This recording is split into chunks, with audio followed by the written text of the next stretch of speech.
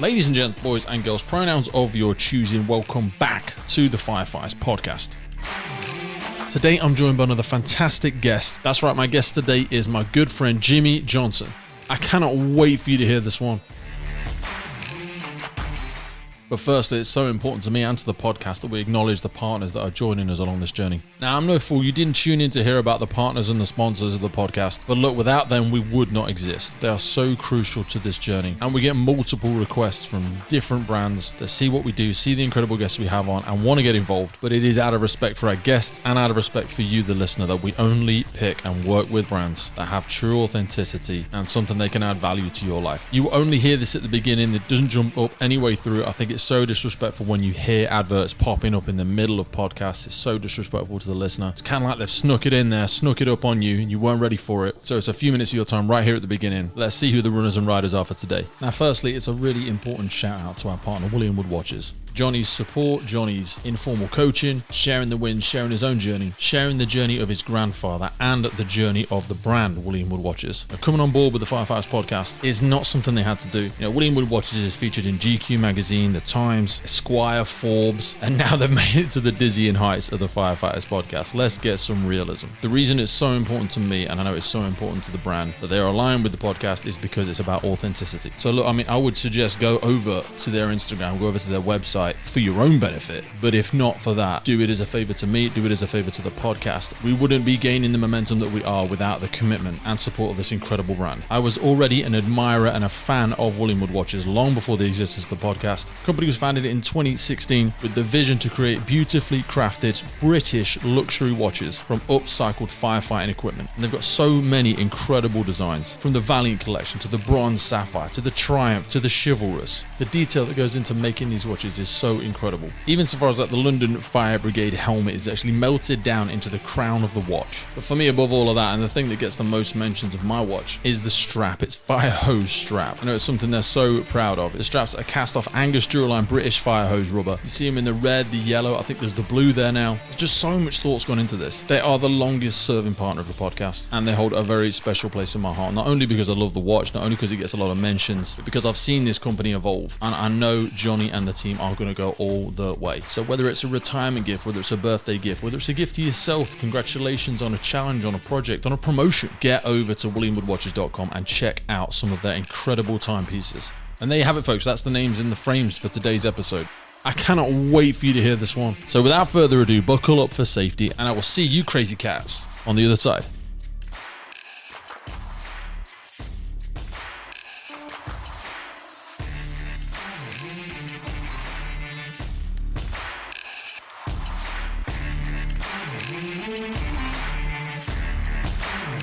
Pete Wakefield, how are you, my friend?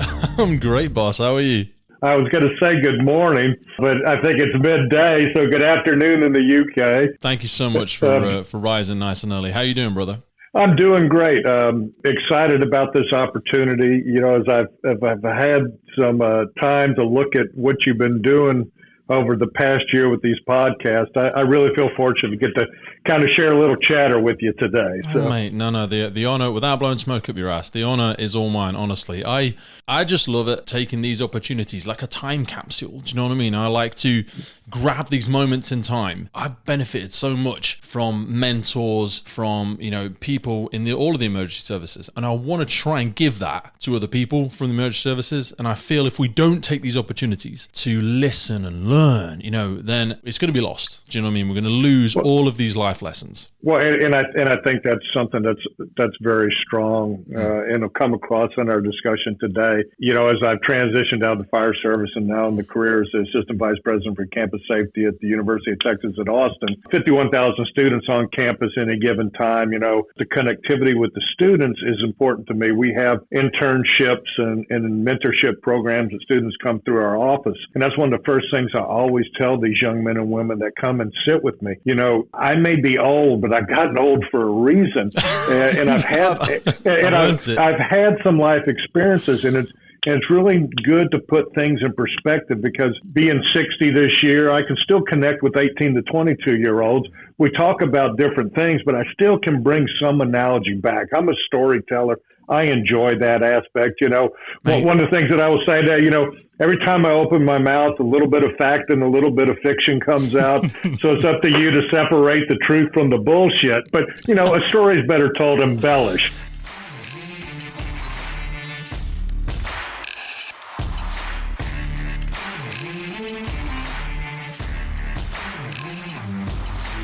I call it the Firefighters podcast, but we're talking about the analogy of the hero, and heroes are all parts of our lives. It's the single mom, it's the dad who works a job that he hates just to put food on the table, it's the kid who got bullied yesterday and still finds the courage to go into school tomorrow. Heroic acts are everywhere.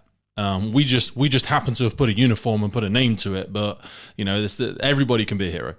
And I think that's such a true and resonating statement because, all heroes don't wear capes. All heroes don't wear firefighter protective gear.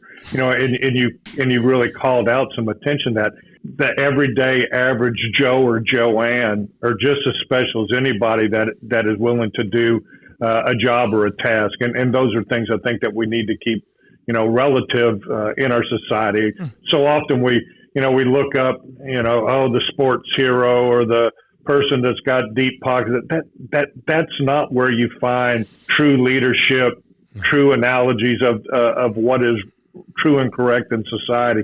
You find it in the everyday person, and I think that will go in as we talk about these things. We got a laundry list of things to cover. I think some of that's going to come out today. I think you're going to find that I will put a certain twist to the conversation today. Cannot wait.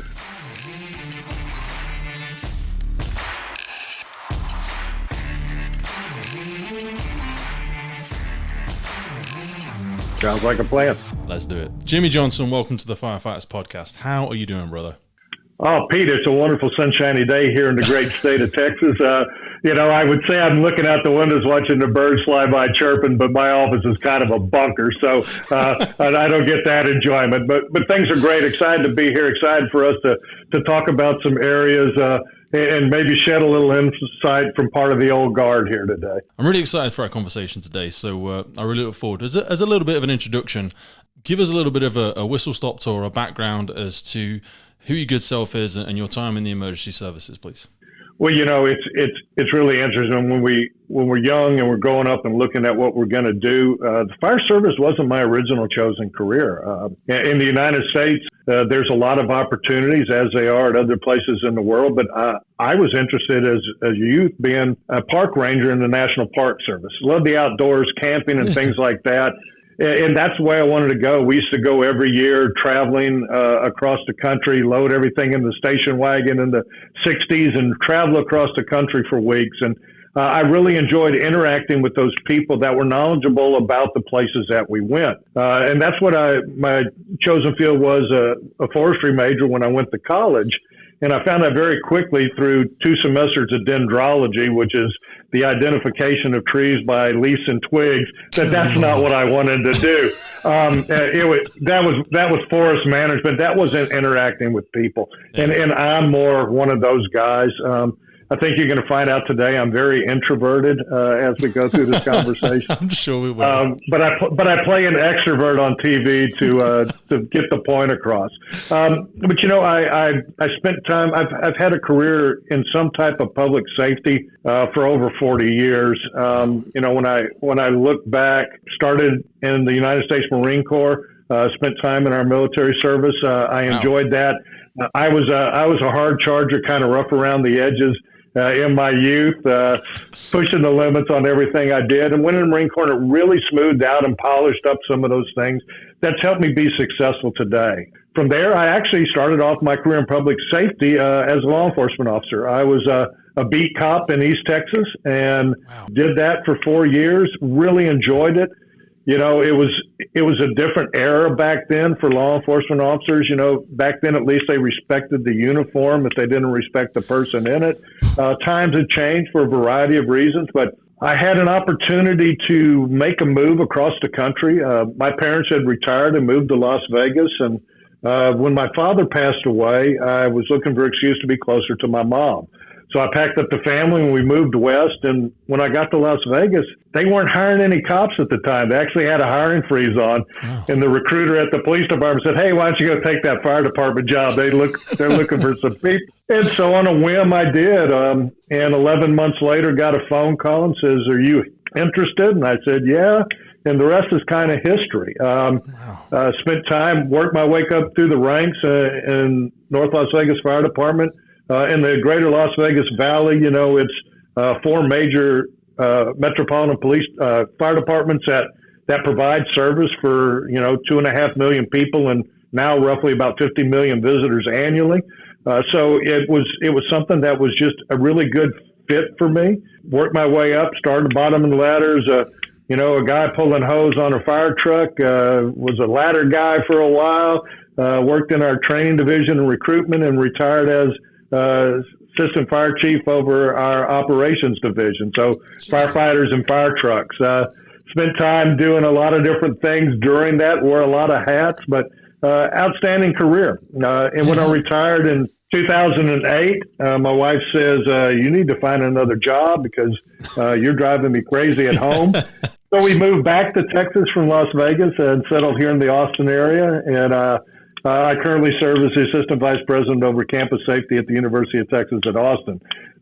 3 departments that are responsible underneath of my purview are our Fire Prevention Services Division, Environmental Health and Safety, and Emergency Management all fall under my portfolio. So It's been kind of a whirlwind tour for a lot of years. I was thinking about when I talk about crisis management, things like that, I've been doing it for 41 years. That just really seems weird to say. But I got a love and a passion for it, and certainly have really benefited both in the personal and the professional life because of the types of things that I've done, and hopefully can impart a little bit of that wisdom today. Wow. What a beginning. I had no idea it started with, obviously you said about park ranger, but as from a professional capacity, starting in the Marines and then moving to be a beat cop as well. I mean, what was it initially that drew you to that Marine aspect of service? Well, my family has had a strong military presence for years. I can go back that wonderful thing, Ancestry.com. You can get a lot of research. I have a lot of connections to you guys over there in the UK. I had 6 Plantagenet Kings in my past history. Everybody's seen the American-made movie with Mel Gibson, Braveheart. Well, the antagonist king in Braveheart is Edward Longshanks. He was my 28th great-grandfather, the Scottish Hammer. So, we've had something to do with that. I've had relatives that died on the battlefield during the Crusades, Revolutionary War relatives that fought alongside Washington at the Battle of Bunker Hill, Civil War, World War II, Vietnam era. It's just been something that was part of our genetic makeup. I think it's a sense of community and a sense of service. So, if I was going to join one of the branches for me, the Marine Corps seemed like the best fit. My brother served 3 tours during the Vietnam era in the battle zone. And for me, it was something that was part of that rite of passage, I guess. I want to double click on that because I know it's not something we discussed before, but I think there's a big aspect when people talk about, especially today, when people are not sure what they want to do with their life or they're not sure where they want to go or things like that.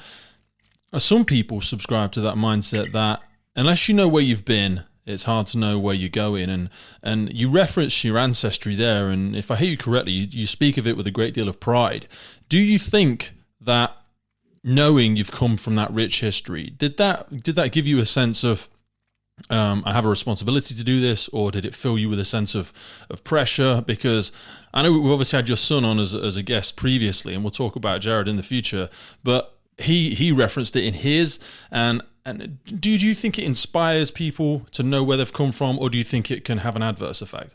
I think it only has an adverse effect if you let it. I think that everything we do in life and the connectivity that we have with our past and our present is what kind of drives us to get to where we go. I felt a great deal of responsibility as part of that when I look back at my heritage and things like that.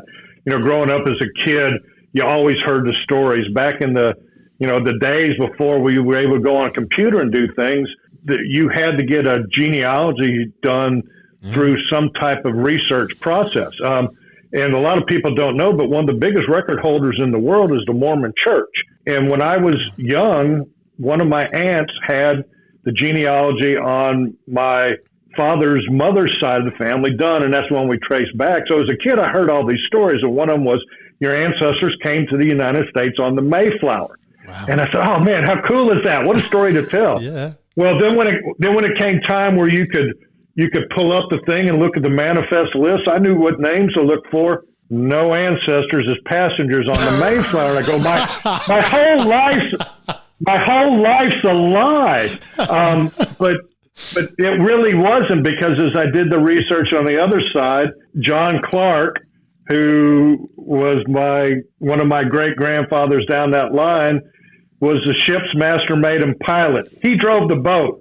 Okay. My relative drove the Mayflower, and his name is mentioned at Plymouth Rock. So, you have to take things in perspective. So when I look at some of these things that I will say in the history of my family are extraordinary, for the day they were just ordinary. And I think that's the thing that we got to be realistic about. Yeah, I've given you a laundry list of things I've done, but it's not unordinary. It's just ordinary. It's just a guy doing his thing. Yeah. And I think that, as we set expectations or try to get a path in life, and we'll talk later, about recruitment and things, you'd mentioned that. But one of the things that I think that I find is that best laid plans today might change tomorrow. So as a kid wanting to be this park ranger, at least it gave me a dream. You can have a lot of dreams over your lifetime. I found that out. Every time it seems like one door closes, man, somebody opens a window for you to crawl out. And I think that's important in life. And that's one of the things that I try to instill with my children, people that I mentor and coach, is that opportunities are all around us. You just have to open your eyes and realize it.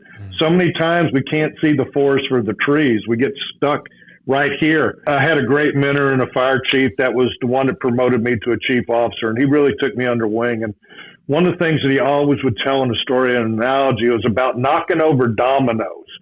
And he goes, you don't have to worry about knocking over the first domino. That one's the easy one. It's making sure domino 487 falls over, which is down the line. So you have to have some depth and vision of what you're trying to accomplish. And I think that kind of wraps up, that I feel pressure because, I had royalty in my family. Yeah, no, it's just, but it is part of who we are. And I think that those are things that we have to take into account, and we take during our normal life, and we take to the grave with us. So, and I love what you say there about the context and how you choose to see it. The glasses or the lens that we choose to place on things that have come before us, or our parents or our ancestors. I remember reading a wonderful text.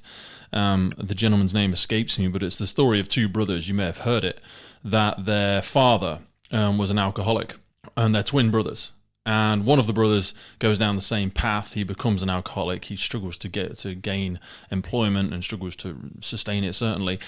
And when you ask the brother, why did you become an alcoholic? He says, well, what did you expect? My dad was an alcoholic. Yet the very same upbringing, with his twin, he becomes successful, quote unquote successful, has a family, has a great employment, starts a business.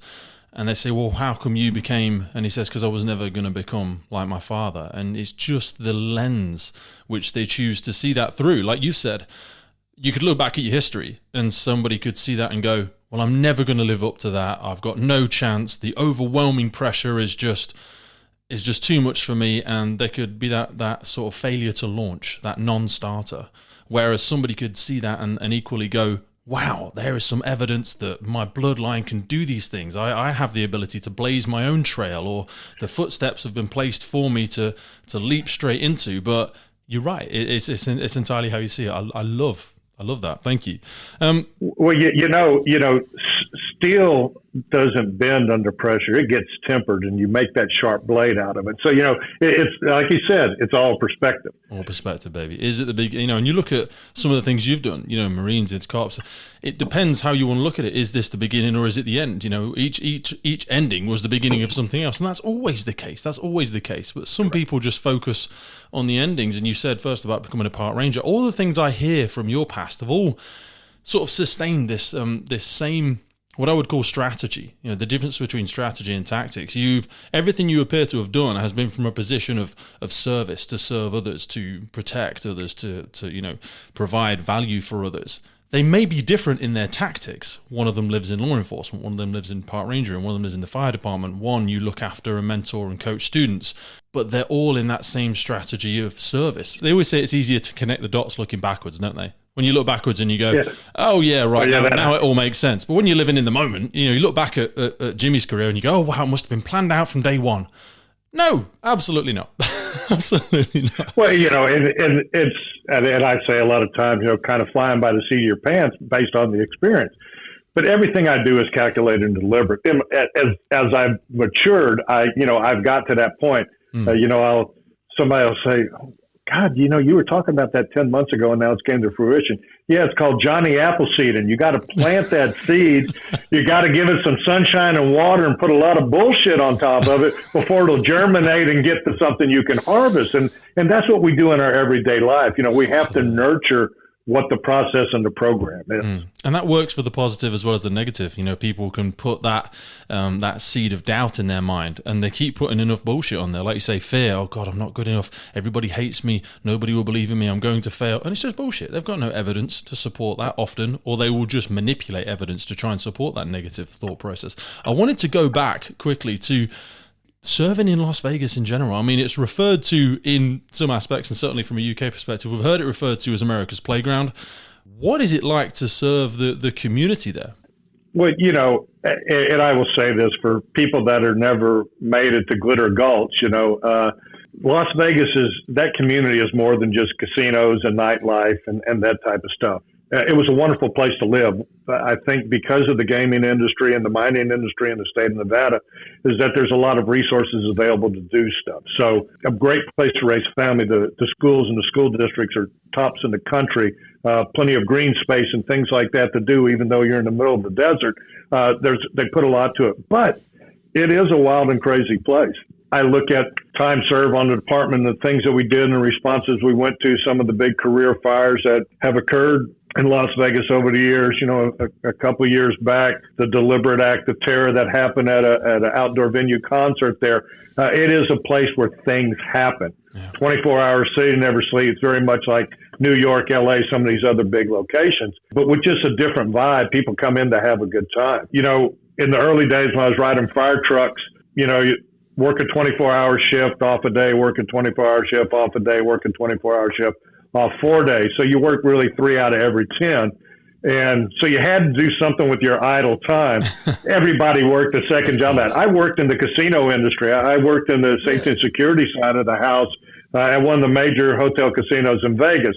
So you name it, I've seen it, I've done it, I've met them. Wow. Met the good heroes, the bad heroes. Without sounding sexist, it was always good to have to work backstage at the Hawaiian Tropic Bikini Contest. It's just there's an opportunity to do a lot of stuff, and it's really important to remember that every time someone comes into town, the service we provide, we're reflective of what we're trying to do as a community. Back in that era in the 90s, when I first started in my career, there was 39 million people who come through that airport a year. And that's just astounding when you think of it. It spread across the whole thing. So you had to be prepared to deal with an international audience. And, those were some of the challenges. You always want to be representative of the community you serve. Okay, how can I be representative of something that, I don't speak Mandarin Chinese. But you look at ways around it, and I think that those things are important to remember. And it wasn't without its challenges. We had some things that happened nationally that made headlines in the United States.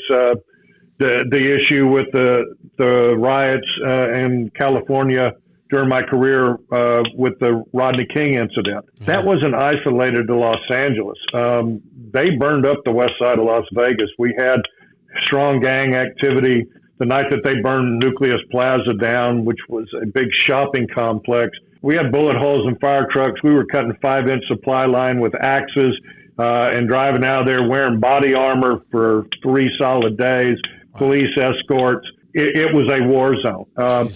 and then, you have the other side of the house where, we get to go participate in the birth of someone's first child in their living room. So, a variety of things, but it really it was interesting. One thing I think that it did do to the fire service there is it made it razzle dazzle, and that's part of it. Firefighters always, kind of wear it on their sleeve and, like that, oh, look at me kind of stuff. And in a place like Vegas, you're front and center. And, everything from City of Las Vegas fire trucks with the numbers on them and dice, Really? to you have an event that there's showgirls and stars at. It does.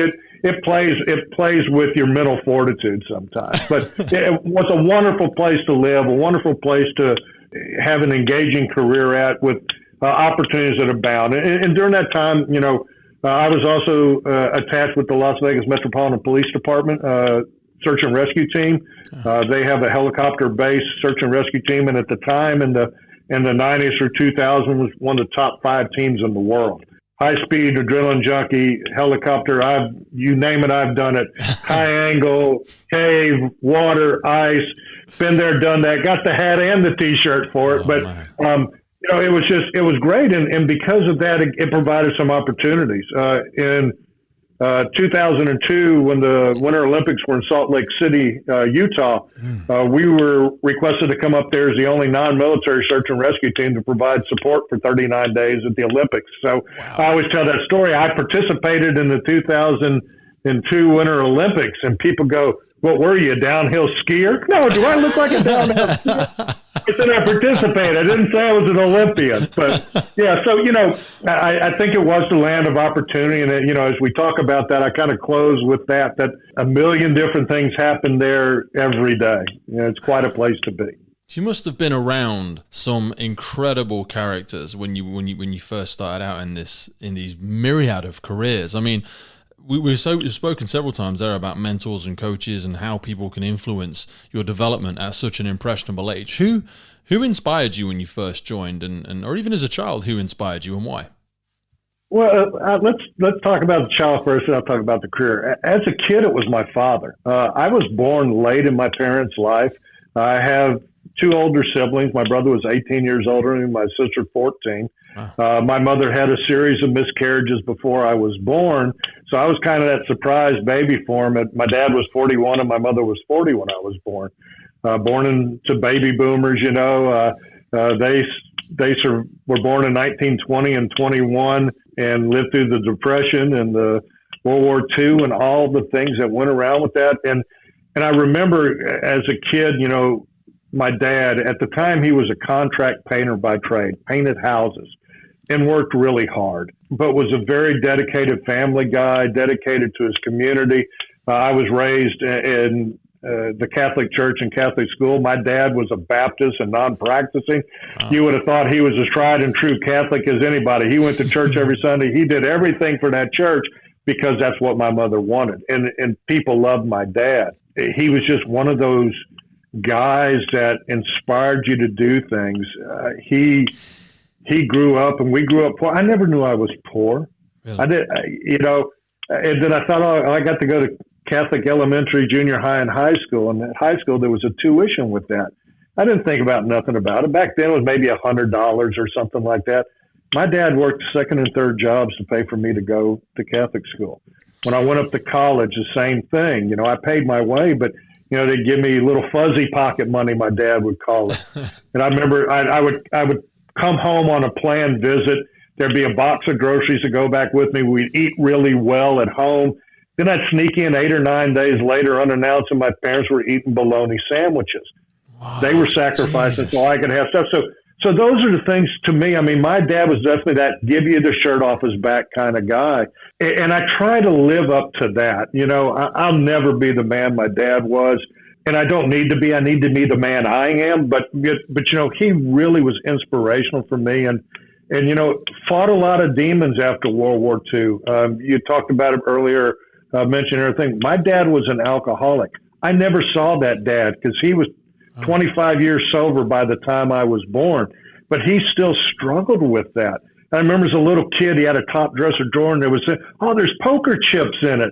No, they were AA, Alcoholic Anonymous chips that you got when you made so many days sober. I didn't realize what they were as a little kid. But my dad was always good for me. I go out on a Friday night with the boys, and you got enough money for the weekend? No, Dad, I ain't got enough money for the weekend. Hey, let me give you a couple bucks. And that was always our thing, a couple of bucks, and he'd stick it in my pocket. And back then gasoline was 30 cents a gallon, so a couple of bucks, we could drive up and down I was born on Galveston Island, Texas Gulf Coast. So you could drive up and down the beach all night long. And that resonated with me, to be able to provide not only for my family and my friends and things. I try to be very giving. And I remember when my dad passed, and before they closed the casket, I put 2 crisp $1 bills back in his pocket, told him thank you, because it reminded me of things that were important. Now, as I got onto the fire service, I joined an organization that was made up at that time of a lot of 1970s Vietnam veterans that were at the twilight of their career. I started in 1990.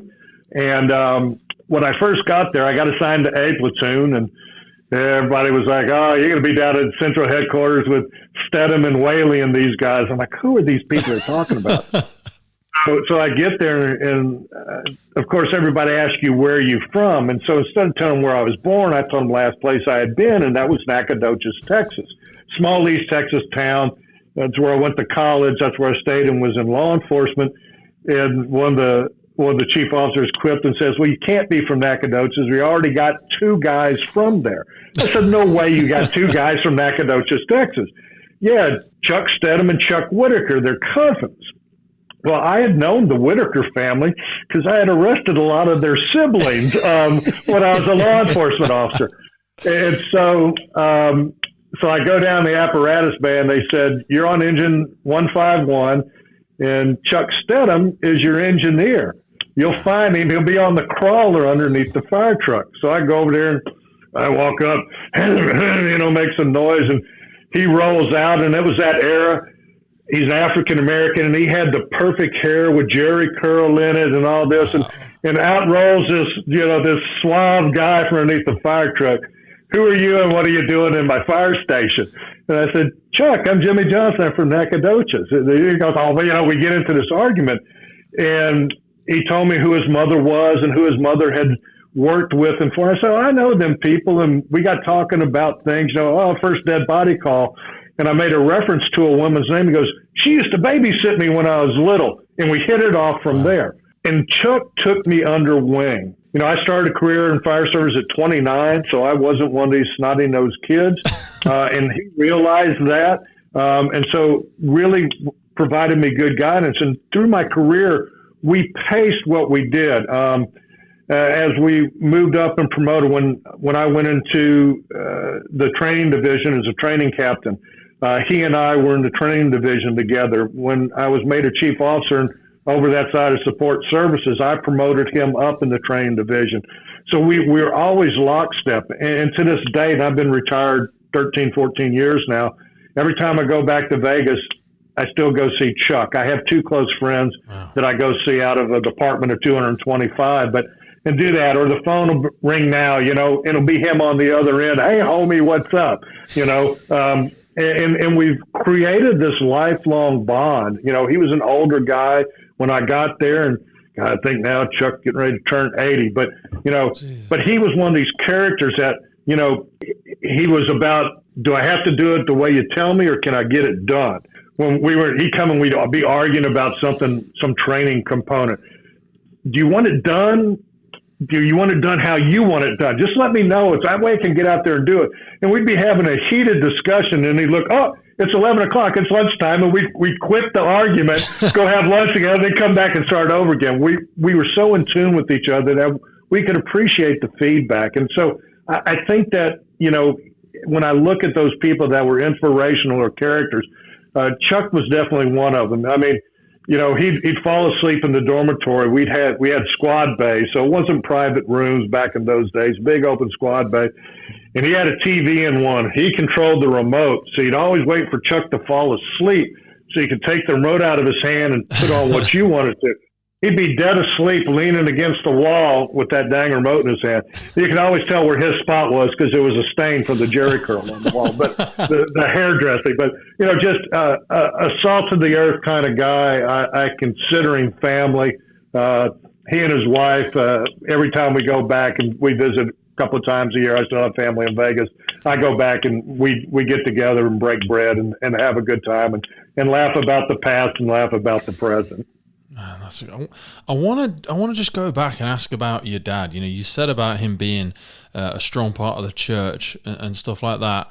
What is it about the pace of life today? Is it the pace of life today, or have these things simply passed us by that people don't seem to have or don't seem to make that same level of time to create bonds in their communities as strong and as deep as you speak about your dad and about Chuck? Obviously, you spend a lot of time with students now in your profession. What's changed there, if I'm asking that question correctly, do you think? Yeah, well, I think there's a lot of attributes to that. And one of the big things now is that we need instant gratification. We have connectivity all the time, whether it's a phone, whether it's these Zoom calls and that. So people are always connected to something, but it's not always connected to what's right. And I think, you go back, as a kid growing up in the 60s, I knew it was time to go inside as a kid because the street lights were coming on. Or the neighbor would holler and say, your mom's got dinner ready, you need to get home. Yeah. It was a sense of community. Now people are so focused on careers and success, but success measured, in my opinion, sometimes the wrong way. Oh, yeah. It's not what you got it's not, my bank account isn't about dollar bills. My bank account's about the people that are in my circle of influence. And I try to grow that circle of influence every day. And I think that those are the things that, as we've got all these different distractions now, that we just can't get back to the basics. Go someplace and unplug for a weekend. Turn your phone off.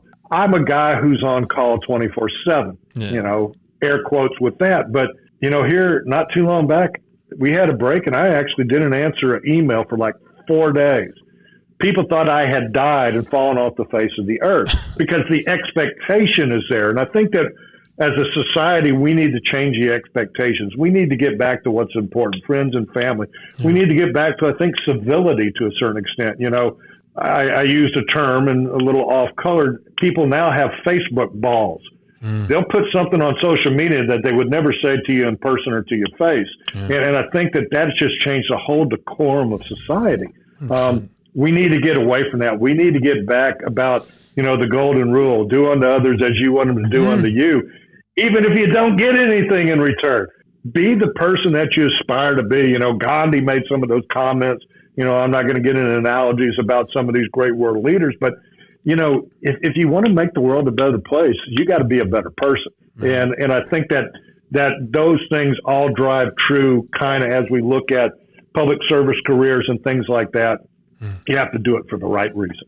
Yeah, man, 100%. And like you said, even if you don't get anything in return for it, it's a measure of your own standards, of your own values. I wonder if there's an aspect of scarcity in what we were talking about there in terms of connectivity, because I felt like we valued connection more when it was less easy to come by. And what I mean by that is if you wanted to see a friend, you'd have to get on your bike and you'd have to cycle over to see him or her. Or, if you wanted to speak to some guy or girl that you admired, you'd be going down to the payphone and you'd be remembering their number and you'd have to wait there until 7 o'clock and then you'd only get 30 seconds to give them a call or, and if someone came by to say hello, you'd stop what you were doing. You'd say hello and you'd take the time. But now it's almost...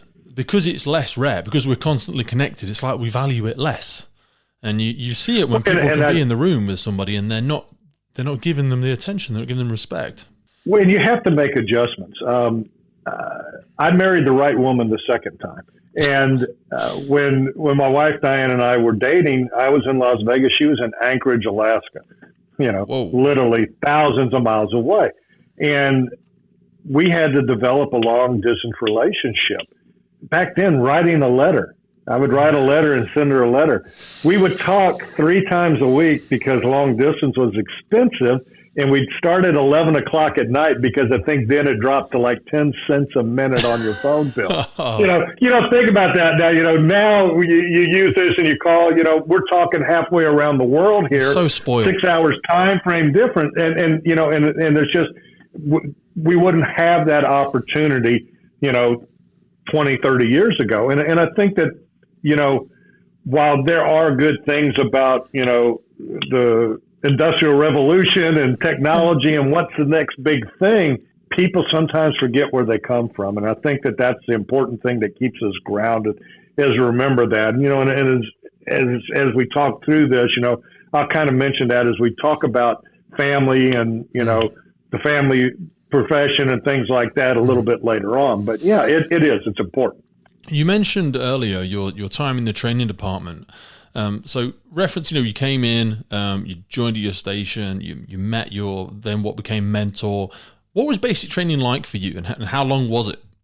Yeah, when I got hired, I was a single hire recruit. So the city of North Las Vegas didn't have an academy. They sent me down to Las Vegas Fire and Rescue's Academy, which was really a challenging thing, because not only am I from an outsider department, I don't know any of you guys, and I'm probably 10 years older than most of you. So it was a challenge with that. But, back in that era, our initial training academy was 16 weeks long, 40 hours a week, 16 weeks, an additional 5 weeks at 40 hours a week for EMT basic training. And then they trained up to a level of EMT intermediate. So at that era, there was basic, intermediate, and paramedic. So they provide you some additional skill set and allowed you to take the NFPA certification test for Firefighter 1 and Firefighter 2. Now, then with me going back to North Las Vegas, I had to get orientation training of how they do things a little differently, house rules there and that, and then went through a year-long probationary period where I had to meet a litany of skill tests, minimum company standards, things that we drilled on, individual evolutions to company evolutions to show competency in a skill set. It was baptism by fire for me. Back in those days, we were running 3-man engine companies. Wow. That 2 in, 2 out was non-existent. You'd have an engineer at the pump panel and you and your captain going to fire, and you're hoping that the next fire truck got there before you ran out of tank water. And back then, we were stupid. And what I mean by stupid, when I think now about how we put safety parameters in effect and what we need to do, back then we had a slogan on the side of our fire trucks that said, "Masters of fast attack." We had to get in there and get a knockdown done, because we'd lose a block, because you didn't know what we had at the time. When I first started, 4 stations. By the time I retired, we had 7. Wow. And that was just in our jurisdiction. I mean, literally hundreds across the valley. But in our jurisdiction and boundaries of the city of North Las Vegas, we had a bedroom community that boomed overnight. I was going to say, is that the explosion of the population and the explosion of businesses, just as that area of the country just grew in affluence and grew in attention? I imagine that fast attack had to be, And we were laughing about that, so you do it. Now what do you mean you ain't got 4 people on a fire truck and you don't have somebody on a backup line for your safety? I would make that comment today, saying how foolish we were back then. Yeah. But, we wore that as a badge of honor, and now in retrospect, I looked at it, it was pretty risky to do those types of things, but, as you get with it, when you get really good at even doing the wrong thing, people applaud you for it. Back then we were very confident in how we fought fire, and we fought fire aggressively. My first few years on the job, we were running multiple alarm calls every shift. I was at a working fire every shift, and I remember that we had one night we called the night of the actors. We had all the captains and engineers were off, so people were moved up into acting roles as driver operators and engine company officers. And we had a place called Kyle Ranch. It's the oldest structure in North Las Vegas. It was a way station and a watering hole during the migration west. Wow. And it had this big old wooden ranch, Adobe and wood ranch house on it. We burned that thing to the ground. I burned down the oldest building in town on the night of the actors. That was one of those where we got there, we had to surround and drown. We couldn't do any type of interior attack. It was not safe to do so. And I always use that in retrospect when I think about this giant burning skeleton on the horizon as we went to it.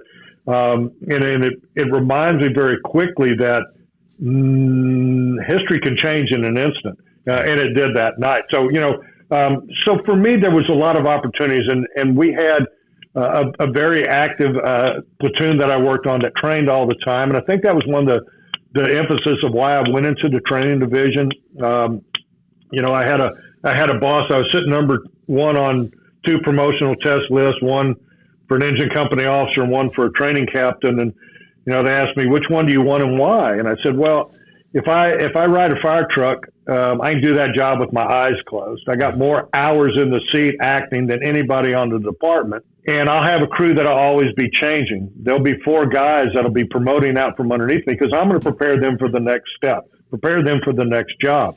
And I said, so I'll be influencing 4 people. I said, if I get to be a training captain, I get to influence the whole department. Yeah. And to me, that was big picture. And that's when my career took a turn.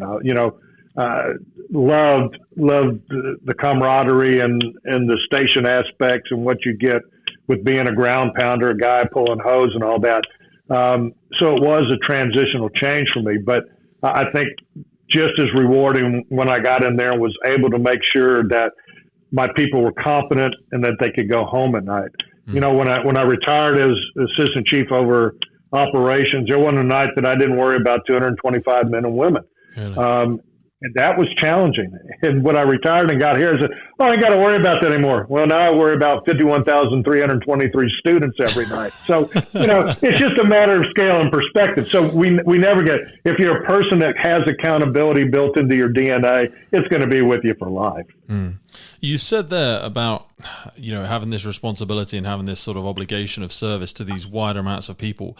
But obviously, none of this was mandatory service. You placed yourself in these positions, and you've kind of spoken around the aspect of the training department there.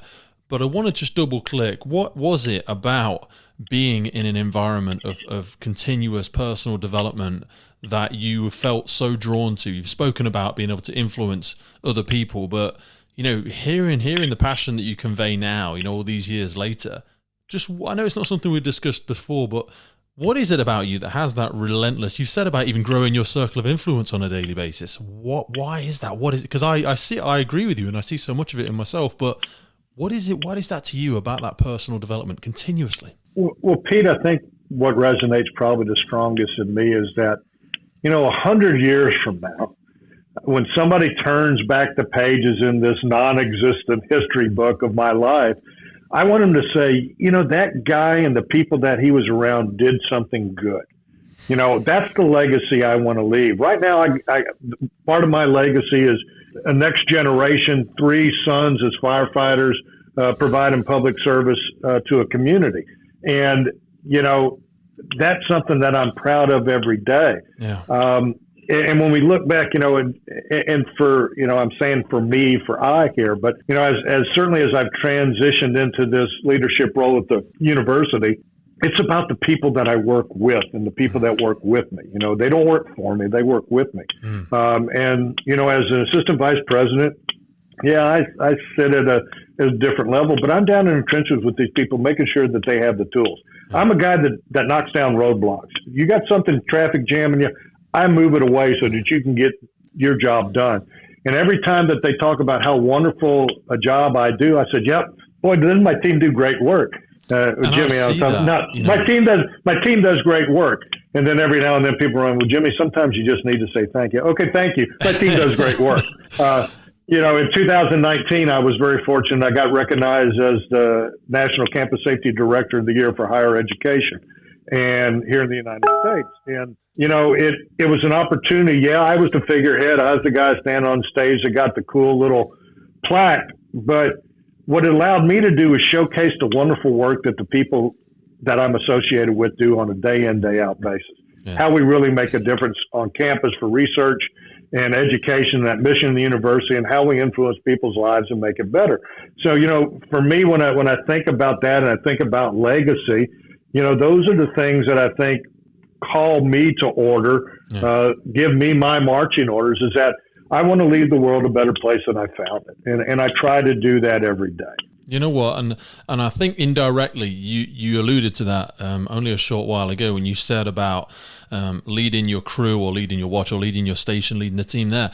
You didn't say, oh, if I stay in this position, I'm going to be in charge of these people. You said, and I may misquote you, I apologize, but you said, if I stay in this position, I'll be able to support and develop these 4 people beneath me and help them grow. That's so rare. That is so true. But it's so rare. Some people will see that, and we spoke earlier about perspective. Some people will see that very same position and go, my job is I am in charge of these 4 people's performance. No, well, maybe, but the way you see it, and yes, you're still doing that by way of your very nature and by way of your leadership skills, but the fact that you term it as, I'm here to remove the barriers for these people. I'm here to develop these people.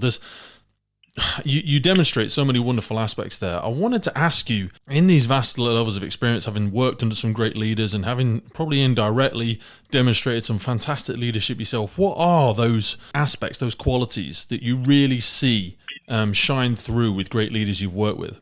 Well, I think I'll just hit on 3 things that I think are really important. One is adaptability. You got to be able to change to the environment that's around you. I'm not saying change what your beliefs are and things like that, but you have to be adaptable because, you may work for a city government today that loves you and tomorrow they dislike you.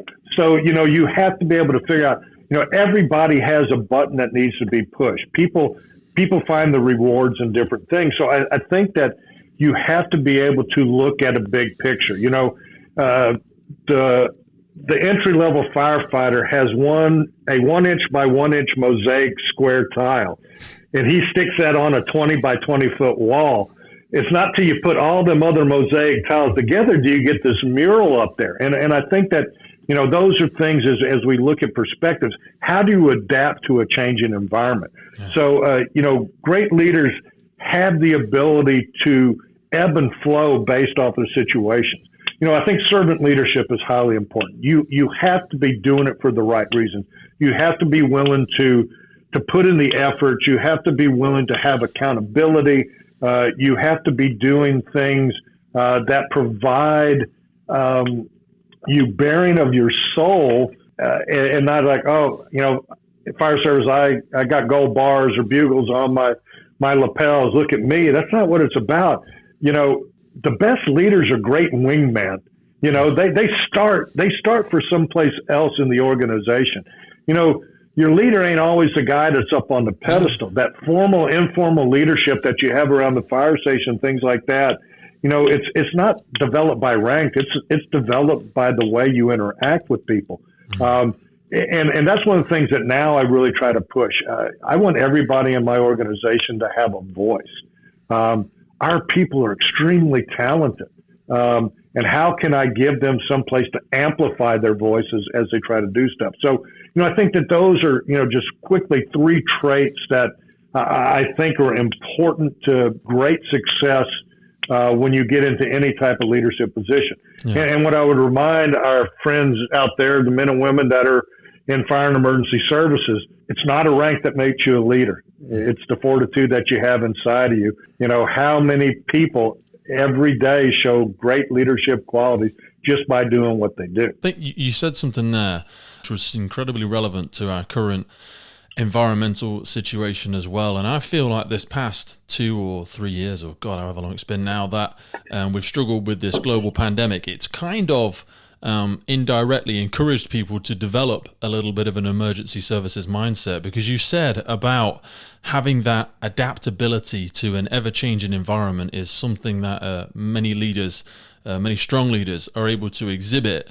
How do you see that playing? Do you see that at all manifesting itself on a wider scale, and people from different industries from the emergency services? Because now obviously you work in a college campus. Have you seen people embracing that adaptability? Because change is something that people historically struggle with, and people with a fixed mindset are really struggling right now. Whereas in the emergency services, you've always been trained to ideally adapt continuously as the incident would do. Well, as we look at these buzzwords of business continuity, academic continuity, resiliency, things that I'm dealing with here on campus since, I go back February 27, 2020 was the first day I talked about coronavirus. And back then I said, nobody will ever wear a mask. They only do that in Asia. Gee, was I wrong? But as we look at that, and I think that what holds true in it, we tried to do that. When I look at, like preparedness mindset, here in the United States, Federal Emergency Management Association, FEMA, always talks about be self-sufficient for 72 hours. If a hurricane hits, global issues, things like that, you need to be able to be self-sustained for 72 hours because it's going to take at least that long for people to mobilize and get to you. And I think that is very much held true as we move through this crisis, both nationally and internationally, is that we've had to make some adjustments to that. Who would have thought I've been working from home via Zoom for months on end? Now I come in 2 days a week and it feels like, oh my God, the Earth's changing on its axis. But I think it has driven people to have to come to a realization that you are your own best advocate. And, whether it's making sure there's food on your table or dealing with the effects of these types of things. And people have to make their own wise decision. We can only get so much information or misinformation out there. And at some point, you have to rely on what you think is right and proper to do this. People have transitioned into a new world, and some of them kicking and screaming. But, it really has, always, it's been, what can the government do for you? Well, my thing is, what can you do for your community? 100%. My hope is, because these have been some harsh lessons that have been learned by people in these last 2 years, and we'll close the loop on this quickly in a minute. But my sincere hope is that people do take away, what you've referenced there about that bit of personal accountability, being able to provide for yourself and ideally, one or two others, maybe your local community. And even being able to do this on a micro scale, you said about that 72-hour rule there. I've always have a what I call my go bag.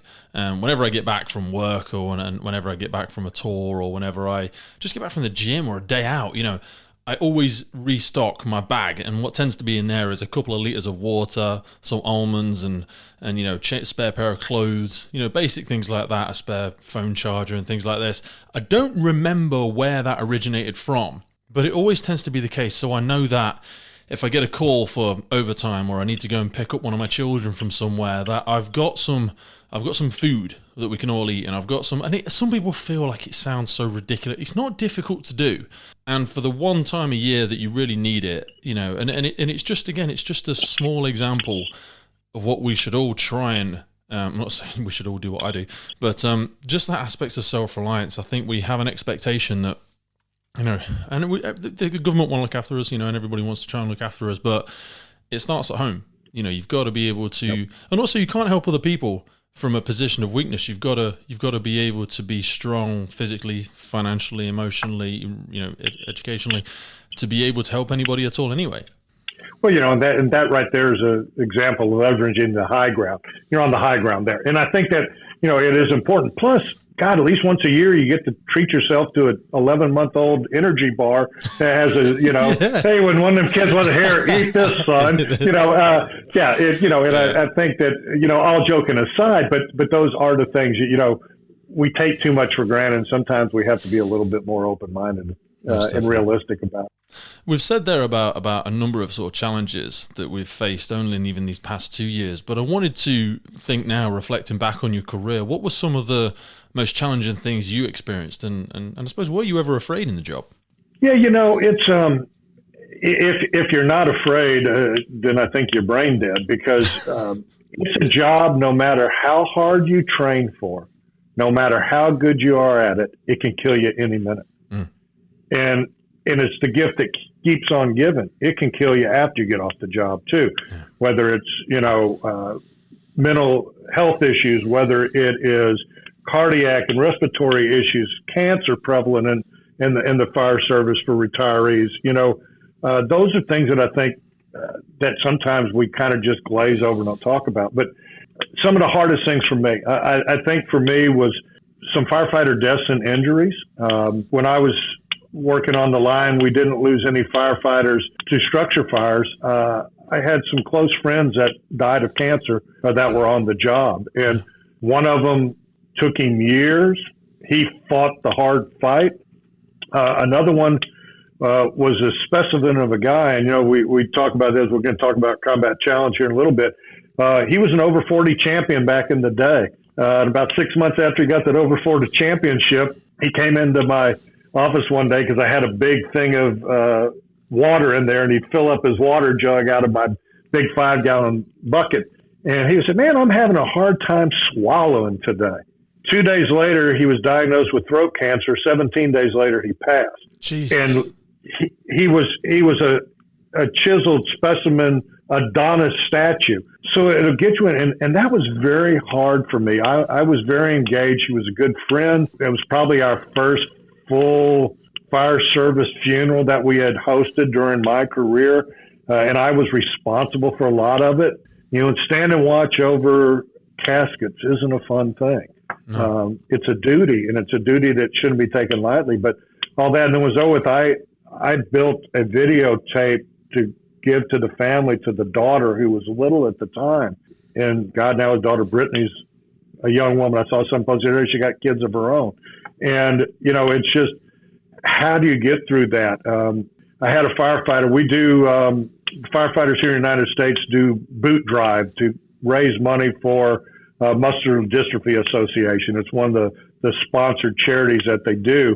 And in the old days, used to be you'd stand with the fire boot on a street corner, and as cars would stop at a traffic light, you'd walk up to the window and they'd throw $1 in the boot. And it's evolved from that. But we had a firefighter get hit by a car one time, and going to the hospital. I was the chief officer at the time. It was on my watch, and it was devastating to deal with that issue.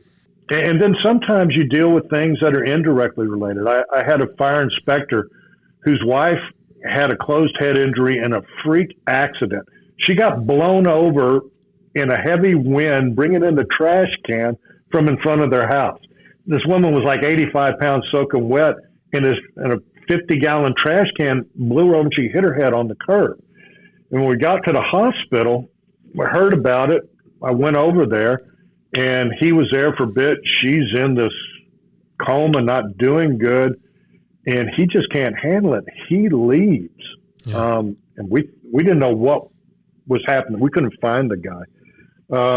And she started meeting her demise very rapidly. And here's a guy whose wife I'd never met until an hour earlier, and I sat there and held her hand till she died. Her husband wasn't there. We couldn't find him. But, to me, that was but I wasn't going to let that woman die alone. Yeah. Because it was important. When I was a field medic, I remember I had some very successful things. In my life, I've delivered 24 babies, 23 successfully. No. You know what? I love, just to pause on that for a minute, I love how much you embrace, as a culture, the fire department over there, embrace the EMT side of the job. I am so annoyed. My brother-in-law is a paramedic, and I love it. I've been on ride-alongs with them many times, and I really want us, and I'm sure any UK firefighters listening to this, there's a whole union thing that we don't get paid enough, and blah, blah, blah, blah, blah, blah, blah. Of course. I love it. I'm no better or worse than anybody at all, but I joined the fire department to try and help people, and I know a lot of people did, and they would probably do it, but I really want to do it, and I love how much you embrace it, because it makes you such a better, well-rounded operator, having those medical skills. And I mean, just hearing that, 24 babies, wow. Well, and part of the rationale why I became a firefighter medic, we ran paramedic engine company, so it was the best of both worlds. Yeah. But I came because I was tired of getting on the scene and not being in charge. I had a Class A personality, so as chief medical officer, I was in charge, even as a firefighter. But I talk about that number, but the one that resonates is the one that was unsuccessful, and it was a young single mother, 14-year-old girl, and the baby was stillborn and came out breech.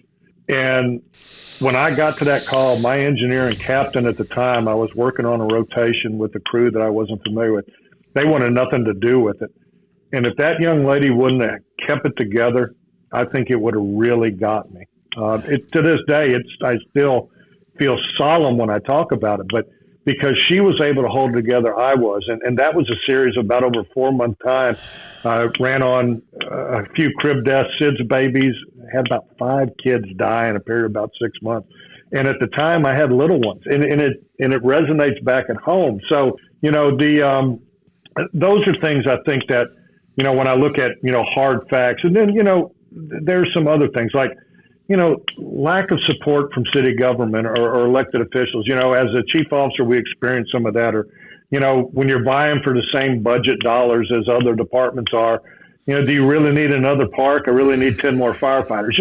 And it's a challenge to weigh options. And those are, to me, something I was afraid of. Are we going to be able to support and keep doing what we do to make sure the men and women that we work with are safe and the community is protected? The last year of my career is probably my biggest career fire. We had a propane tank farm explosion. And to clarify what is the United States, places where they fill smaller propane bottles, they have these big giant cylinders, and both of them on that.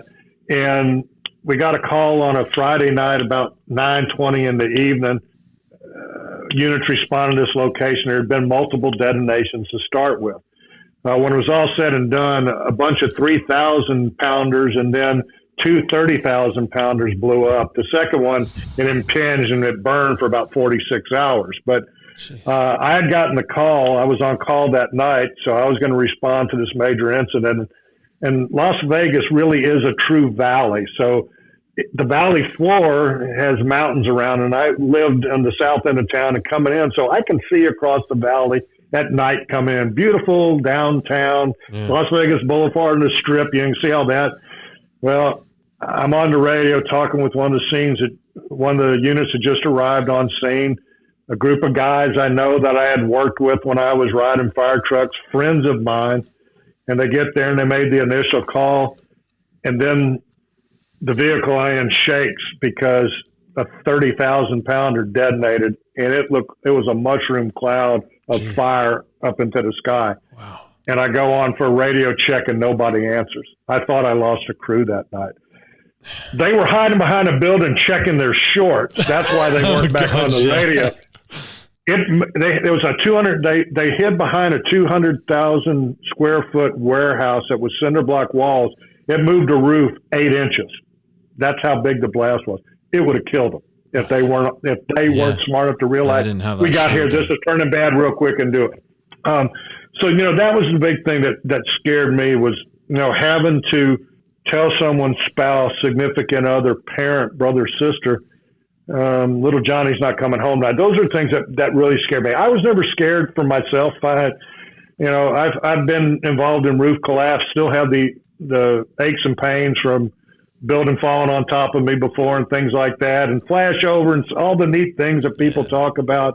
I probably was more scared of getting in a traffic accident every day than I was getting hurt by fire. But those are the things that kept me up at night, and still do, because I got 3 kids in the service. Yeah, and you've been there. So I wanted to expand a little bit. You said you shared some really moving aspects there in and around infant deaths, and when your children were young. We speak about people in the emergency services, and we speak about mindset. We've mentioned about resilience already, but something that we've given a lot more focus to in the UK, certainly over the last few years, is this aspect of trauma management. And I don't mean trauma as in physical trauma, I mean mental trauma, and the amount of trauma you have experienced, and that many emergency services operators experience, and that we have to onboard.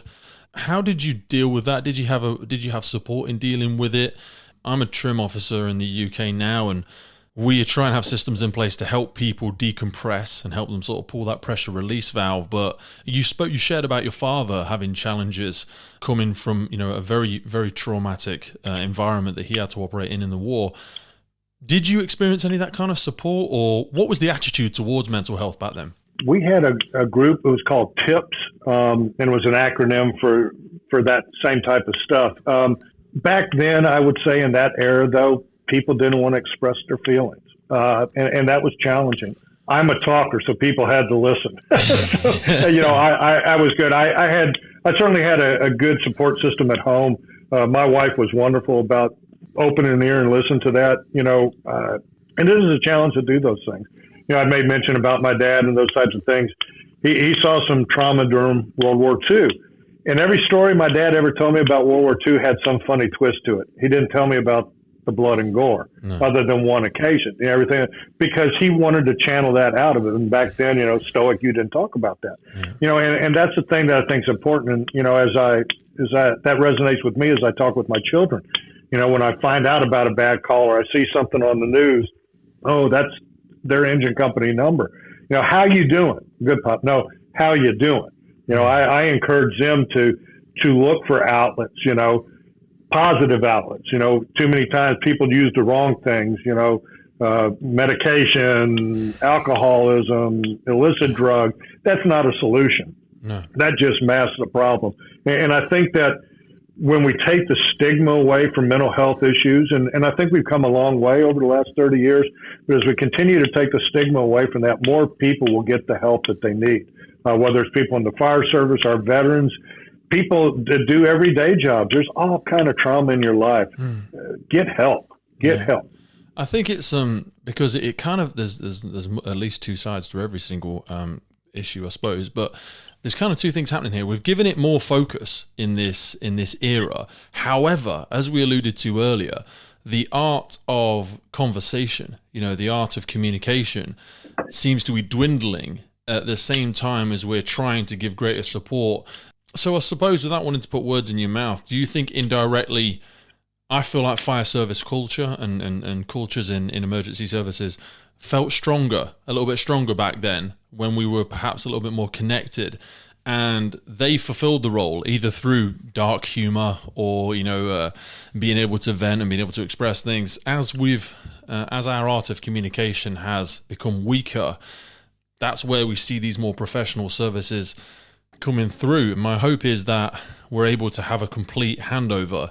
My worry is always the people that fall through the gaps, I suppose.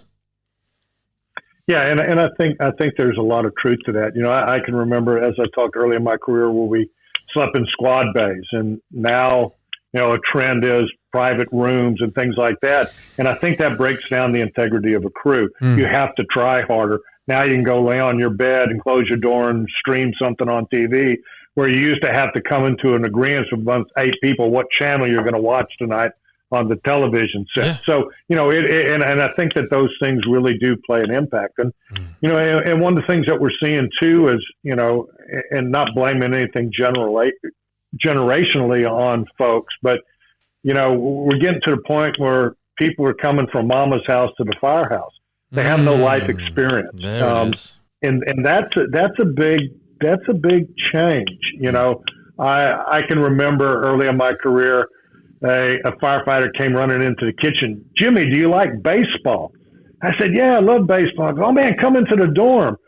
Well, during that time, somebody was getting ready to break the stolen base record. So I thought that's what he was calling me in. The guy was on base or something.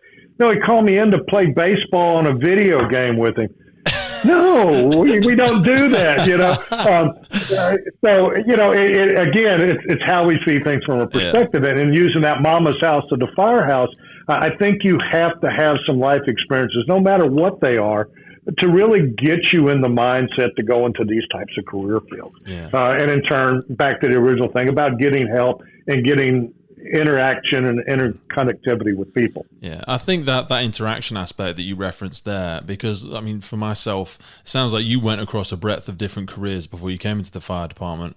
I worked in factories, I worked in warehouses, and there's something to be said, and whilst it's tough in the moment, there's something to be said for the character building aspect of working in a factory with somebody much older or much more experienced than you, and them turning to you and saying, you're an asshole, or you need to sort yourself out. You need to stop being so lazy. I worry that people straight from mama's house to the firehouse, as you really eloquently put it, they don't sometimes get the opportunity to have those bits of feedback. Rightly or wrongly, sometimes it's not delivered very well, but it helps people adjust their expectations sometimes. And there's definitely a hole there. I agree with you.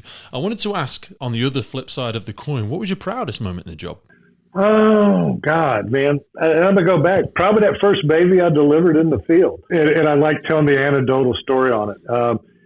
at the time, we ran a multi-tiered system, and while we did initial EMS response, all transport was done by a third-party private ambulance company. Okay. And we had a woman that was, waited to the 11th hour to go to the hospital and called. We respond. She's starting to crown. Ambulance shows up. She doesn't want to have the baby in the living room. She wants to have it at the hospital. So we get in the back of the ambulance, and the company was called Mercy Ambulance at the time. Before now, a big international company, AMR, they've expanded. But it's called Mercy Ambulance. We get in the back, and we're on I-15 going to the county hospital, traffic jam, blah, blah, blah. He has the baby in the back of the ambulance. I delivered this baby at 60 miles an hour in the back of an ambulance. And the medic that was with the ambulance crew said, "Oh, do you have a name for your baby?" And she goes, "No, not naming it." She goes, "Oh, it's a little girl was born in the back of the ambulance. You should name it Mercy." And the lady says, "Oh, no, I'll call it Mercedes because I always wanted a Mercedes." So, we put things, the little joke about it. But, that first time I remember I had on safety glasses and my face fogged up so much, the glasses, because I was so excited for someone I didn't know delivering a baby.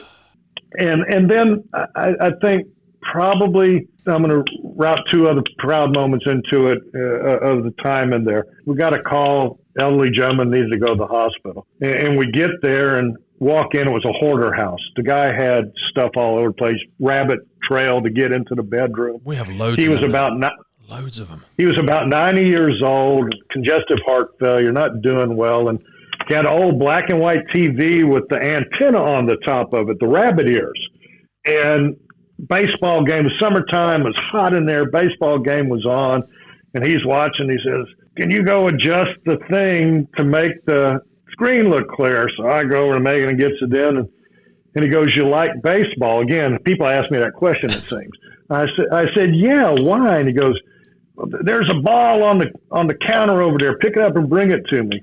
So I see this old, dilapidated baseball sitting on the counter. And I pick it up, and it's covered in shellac, which is what they used to do in the 20s to preserve baseball. Oh. And I picked it up, and one looking at it, I walked over, and he goes, "I got that baseball the first time I went to Yankee Stadium as a kid with my dad." Wow. And I'm telling you, this guy's in his 90s. He goes, "Turn it over." And I turned over, and on the sweet spot, he's got an autograph of Babe Ruth. Oh, my God. This guy is living in squalor, and he's got a Babe Ruth baseball probably worth $150,000. To him, it was a baseball in the memory. And so I sat on the bed with him probably 20 minutes before the ambulance got there, and his eyes lit up talking about baseball.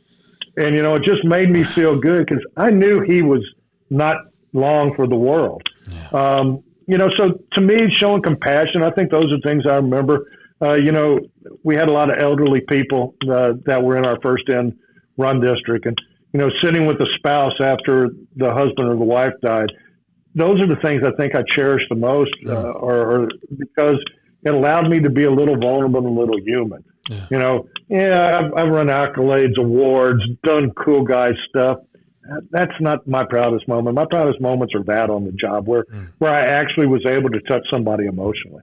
I totally agree. And I struggle sometimes to articulate this to new recruits when we go to a job and maybe it feels like a nothing job. And you like to say the person is just struggling. They're just struggling with life in general. We've come to respond to a certain incident and maybe it wasn't as bad as we thought it was. We're awaiting some of the support. And I say, we're just going to go in there. We're just going to, keep the individual company, speak to them about their home, speak to them about a few aspects of fire safety. But more than anything else, we're just going to connect with them from a community perspective. And some people think that's not our job. Our job's savable life, save property.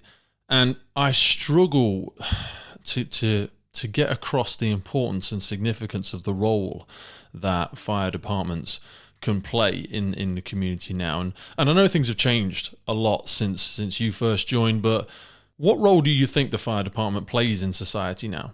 I think that we provide or should be providing all kinds of community services. The days of just responding for an emergency, people they're connected. They can text the fire department now, So, the availability of getting all these or all the lame calls because people have cell phones. But, we need to provide community services and do a holistic approach on that, whether it's ensuring that underprivileged kids get lunch in the summertime because they're no longer in school, to helping do neighborhood and community health care delivery, whether it's through inoculations, counseling, those types of things. We should be training people in the fire service to be providing that, because you're out in your community, those types of things. I think we need to be building better trust. There's certainly in the United States, as we look at public safety on one side of it, a distrust in law enforcement. If law enforcement did a better job at publicizing the good things that they do, you would never hear about the bad things. And I think that we have a duty to provide something other than, I'm going to be there in case your house catches on fire, I'm going to be there in case a cat's in the tree, or if somebody has fallen down and broken their arm. There's more to the job than that. Yeah. If that's all you're signing up to do, you're in the wrong profession. I think the fire service in general needs to take a reevaluation of the asset of themselves and see what are things that are lacking in our communities and how do we fill those voids. Before I retired, we were trying to work with the city to build a new community center with the fire station attached to it. That would provide a training space for the fire department, meeting room space, but also would provide that as a community room. One whole wall of the apparatus bay where the fire trucks were, we had designed the plan, was all a glass wall, and there was a daycare center there.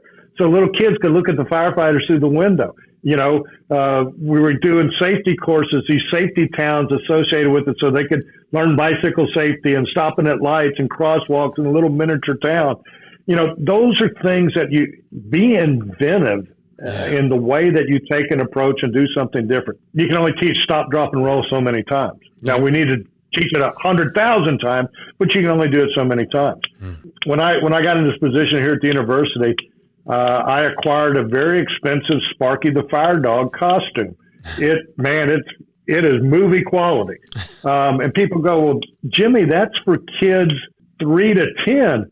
I said, hey, we got a Longhorn mascot here that every time somebody sees Hookem, they want to high-five him, get their picture taken. I want to do the same thing with Sparky for a next generation. How do we incorporate Sparky into the mix? Because people do that. I've used him to help do our flu vaccination clinics. Sparky gets a shot. I use it in a lot of different ways. So I've taken something that was a proven product and reinvented the wheel for another generational target group. We have to do things like that. And I think as we look at that, how do we take a more well-rounded approach to our community?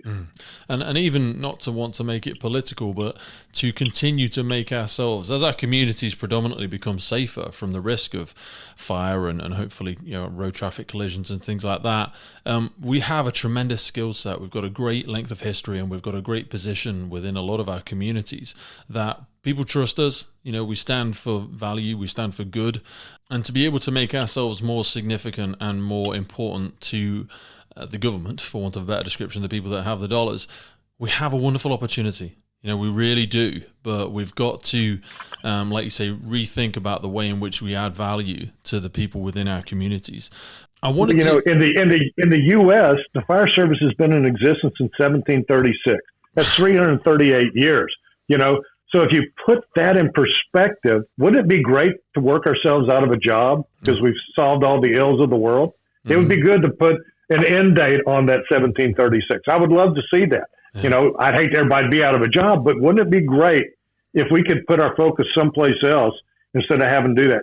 I use sprinklers, residential sprinklers. I tried to get Southern Nevada Home Builders Association to add that as an option in houses. They said, oh, Jimmy, it costs like $1 a square foot. Well, we can't do that. I'm like, provide the option, people will buy it. At the time, I think it was New Zealand. Every structure you built in New Zealand had to have a sprinkler in it, residential sprinkler. Sprinklers save lives. They save property. We know that. But you can't get people to change their bottom line to put a safety feature in that's going to do it. It took forever to get building code in the United States to include smoke detectors. Yeah. It's just, we know they work. Why is it such a challenge to get people to agree to that? And that's where we collide with common sense, the values and the morals and the tried and tested methods when they collide with the almighty dollar. I suppose that's the challenge that we face there. Bringing it back to the team aspect, I wanted to ask you, what are some of the things that you miss most from the old days, and what was some of the favorite sort of watches and teams that you work with? Well, the camaraderie for sure. It was a close-knit group. My captain and engineer, I did stuff on and off job. I commuted to work with my captain every day, his wife and my wife, and we did things together. So that was one of the aspects I really miss. We were engaged.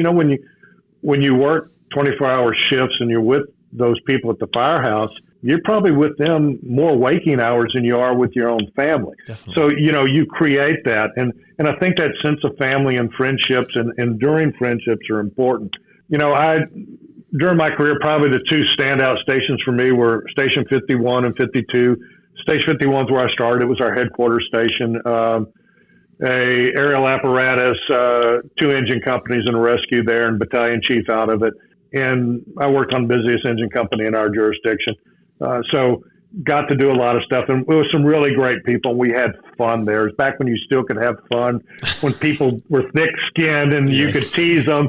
If you weren't teased, people didn't like you. And it was a long 24-hour shift if people weren't messing with you. Yeah. And then when I went out to Station 52, I think I came into my own at 52. That's when I went out work on a truck company. It was a Quint, so we had capabilities of pumping too, very self-sustaining, and I had an outstanding crew that I worked with out there, a bunch of hard chargers. We trained all the time. We'd set that aerial up every day, fly it in between power lines, learn how to do the things.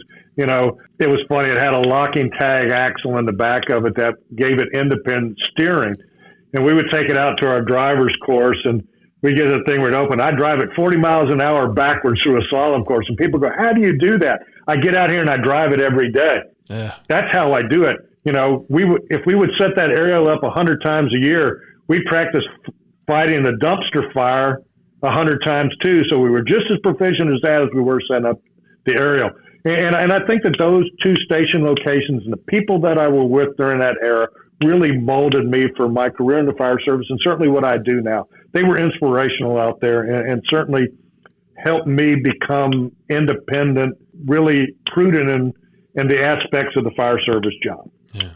You've mentioned a few sort of thick-skinned aspects in being able to still be able to laugh and have fun with people on the firehouse. And I feel like some of the characters on the firehouse that sometimes choose not to climb the ranks, they're often the real characters that make the brigades and the departments what they are. Was there any standout people in your mind? You've referenced several people already, but was there any characters who just really stood out as unique individuals?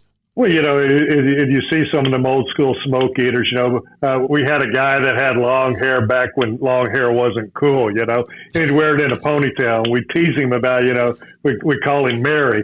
And, it's just things like, but they were always outside of it. I think there was a guy named Gary Giddens, and he was an engineer paramedic and probably one of the best field paramedics I ever worked with. Wow. And back in those days, they would issue you 1 pair of steel-toed shoes a year. And at the end of the year, you get a new pair, whether you needed them or not. It was just the rotation of uniforms. Well, Gary Giddens would burn through a pair like every 3 months. And people are like, what are you doing to these things?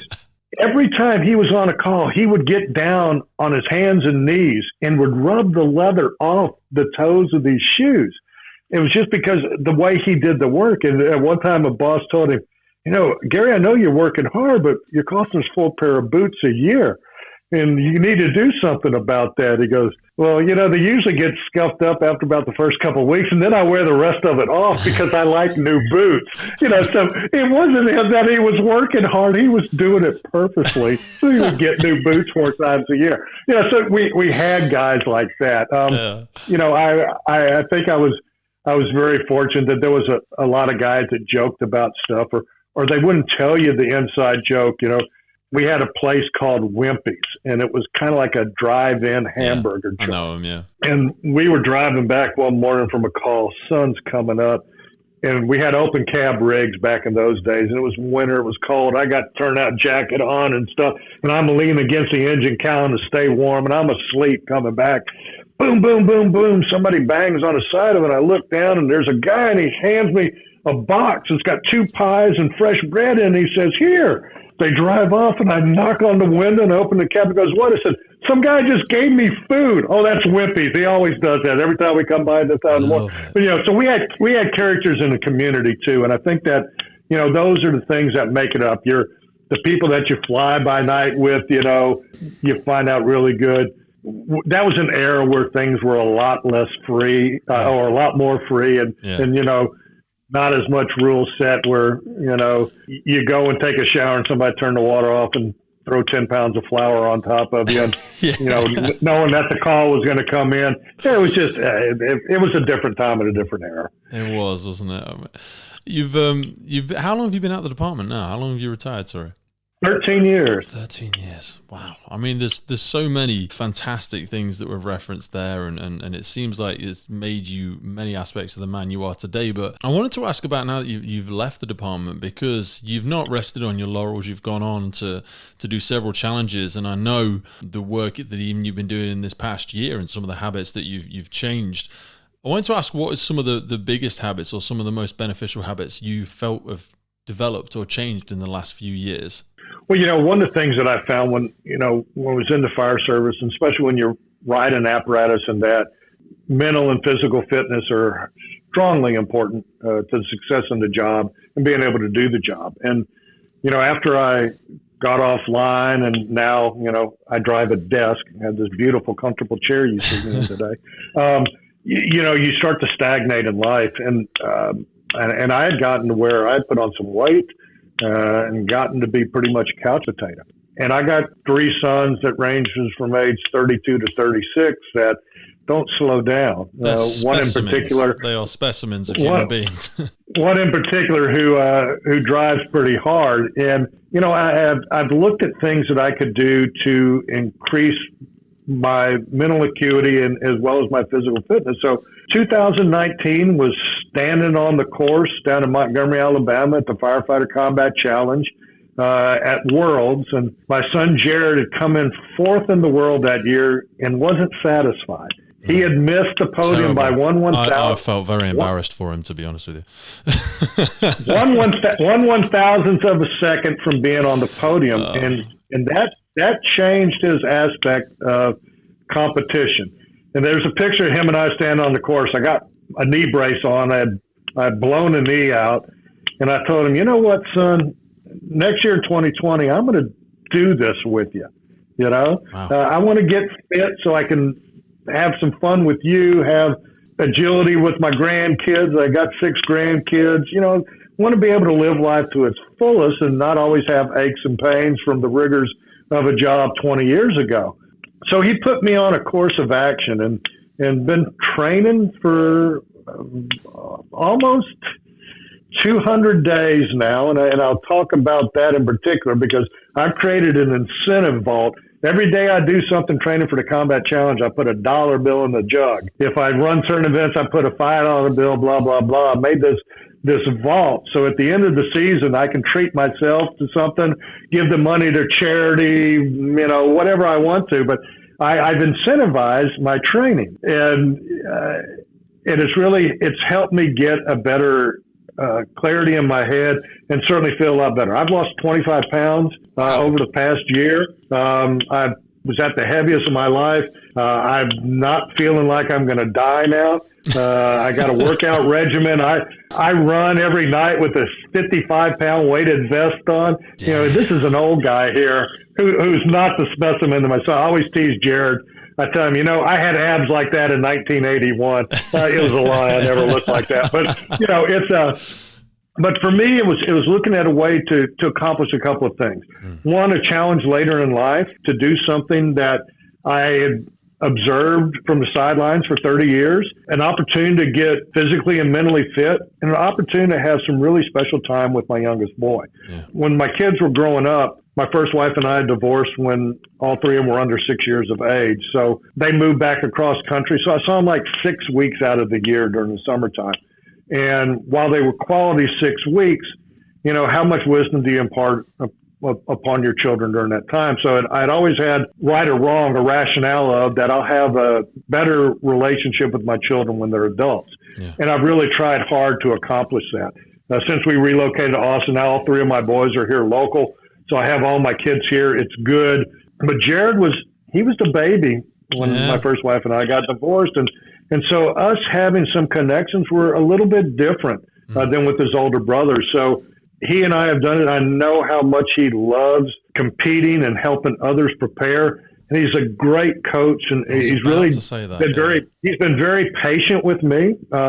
And he's pushed me hard to do things that I probably never would have done physically, and got him to the point. The goal was to compete this year, and at the start of the season to be a participant, and by the end of the season to be a competitor. I think there's 2 different things said there. Definitely.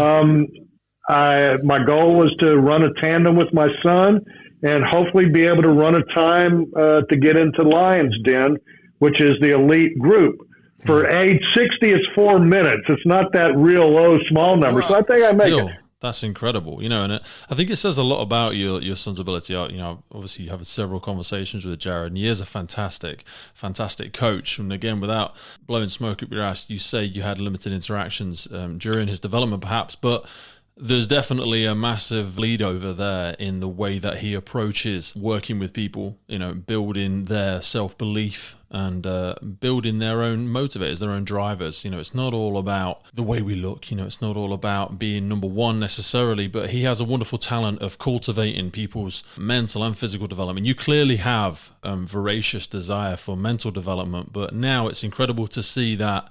And it's kind of a strange role reversal. How has it been not learning perhaps, but being led by and being guided by somebody that, wants, and I'm sure in many ways he still does, look to you for the same thing? That's perhaps a really great example of you as that eternal student, being able to swallow that pride, swallow that humility, and be able to be open and show that vulnerability to want to better yourself at this stage of your life. Well, and that's one good thing to say about my youngest boy, is he's very adept at identifying ways to interact. When he was a teenager, he did phone sales, and he could sell ice cubes to Eskimos, and he's just got that talent. And it's been something that he's been developing. As we've come into this process, he's been very good with me, understanding what it takes, working with your father, realizing that I have to make the commitment. And I think that was the big thing. He goes, Dad, I can't lift the weight for you. You have to do that stuff. And in turn, one of the things I told him early on, I said, I didn't want to disappoint or embarrass him as we get out on the course. Yeah. I mean, he's the top in the world right now. 2020 individual winner, king of the jungle. He's top of the heap, and looks like he's got a very strong chance of repeating it this year. Yeah. Somebody might be faster, but nobody's going to outwork him. I give the kid credit. But when I said that to him, I don't want him to be embarrassed. He goes, Dad, you're not. You got off the couch. You've already won. Yeah. And that was the big thing. And when we went up, was able to run our first course together. My first time on the course was Rapid City, South Dakota, about 6 weeks ago. And I was scared to death. I had a mental block about picking up that mannequin. That thing fully garbed is 190 pounds. I'm like, oh man, I'm scared to death of that. I'm so always scared about falling over. I think falling over is always the bit I get scared of. Over leveraging and just overextending. And that thing on top of you. I watched my son with it on top of him one time, push it off, get up, and still beat the competitor. So yeah, but he's 30 some odd years younger than me. But when I look at that and getting out and run that course, and I laugh, I said, I'm going to pace myself so I can get through it. I even took a coffee break in the middle of a 20-second rest period. Actually didn't take the 20-second rest period. Didn't drink the coffee, but still was able to do it in 4 minutes, 0.92 seconds. So I know I got the Lion's Den in me. And that was with Rich. So the next day we ran our first tandem together, and I was just kind of like a little kid in the candy store, so excited. And the look on my son's face when we finished, you shared the social media with me. You've seen the pictures. There was a wonderful photographer up there that took a series of pictures of Jared and I over the weekend. And it just shows that true love between a dad and a son. Wow. And getting to do this together. And him having the patience, because I know I'm challenging, the patience to work with me, but help me develop the drive that I need to do this stuff. And in turn, can't wait. FDIC in Indianapolis is coming up here in 3 weeks, man. We've been training hard again. I'm going to jump into the deep end and run on air and try to get in Lions Den at FDIC on the big stage and run some relays and some other stuff. It really has been a great experience for me. And, watching it from the beginning, I mean, they used to hold world championships in Las Vegas a lot of years in the early 90s. I had guys that worked on the engine company with me that were world champions. A guy named Donovan Anson, I remember one week it was world. He broke the world record time on Tuesday. Wednesday, somebody beat him. Wednesday night, he broke it again. Thursday, somebody beat him. Thursday night, he broke it. He went the whole week. He set a world record 5 times that week. He ended up on top that week. But every time somebody, they were doing during the preliminaries up to the main event, and he broke it 5 times in 1 week. And Donovan was built for the game. Chiseled look, 6'3", 185 pounds, perfect size. Yeah. That's one of the things that amazes me about Jared. Jared's not tall in stature. No. So he has to be perfect every time. That's why I said he works so hard and watch him drop these amazing times. This year, the sky's the limit. I wouldn't be surprised if he breaks a world record on individual time this year. If he's got the right challenger pushing him, I think that certainly he can repeat this year. He may set another world record. Last year, him and his partner Larry Potman, they broke the world record time for the tandem, and it's just fun to watch and do that. And one of the things I think I've enjoyed as a byproduct of this, not only the health and all these other things, but it's one thing being team dad up there. As a competitor, I've made so many new friends. After the Rapid City event, I had 12 people pinging me on Facebook to be my friend. And now I got people all over the world that I interact with and do stuff because of the challenge. And I think that's a testament to the people and the product that they put out, and the people that are involved in doing this and training in a competition that translates directly to the job by putting a little friendly competition on. And that's one of the things that I love. And I watched that day that we was in Rapid City. Jared was kind of holding court. He was helping everybody, showing people how to improve skills. And I'm like, sometimes like, son, don't tell all your secrets. He goes, Dad, they're not going to outwork me, and he's right. And that's what I love about him. He's a guy that will pull back the curtain on Oz and let you see what's behind it because he wants you to be better. And certainly he's helped me be better and be not only a better competitor, but a better person out of it. And I love what you say about the wider aspect of competitive aspect there, because Jared clearly appears an incredibly competitive person, but he never wants to beat somebody or beat even himself because he's given away all of his answers or anything like that. He wants to be the very best version of himself, and he wants to compete against the very best in the world. And if he's got something that can help somebody else, this exhibits itself both when he's supporting other competitors, but when he's just coaching people in general. How does that live in his mind and in your mind, this aspect of a really strong competitive drive, but also the willingness to be so open in supporting other people's development? Do you think competition, that competitive edge, is healthy? And how do you see it manifesting in yourself and in Jared? Because it's clearly a driving factor, but it's not necessarily the only one. Well, I think it is. Being supportive, I think, is important in whatever we do, and I see that, as a parent looking back on him. Okay, son, tone it down. Whatever. I don't have to tell him that. That's one thing. He doesn't ride the parade float. I'm probably the doting dad that puts more of that. But I'm supportive in everything he wants to do.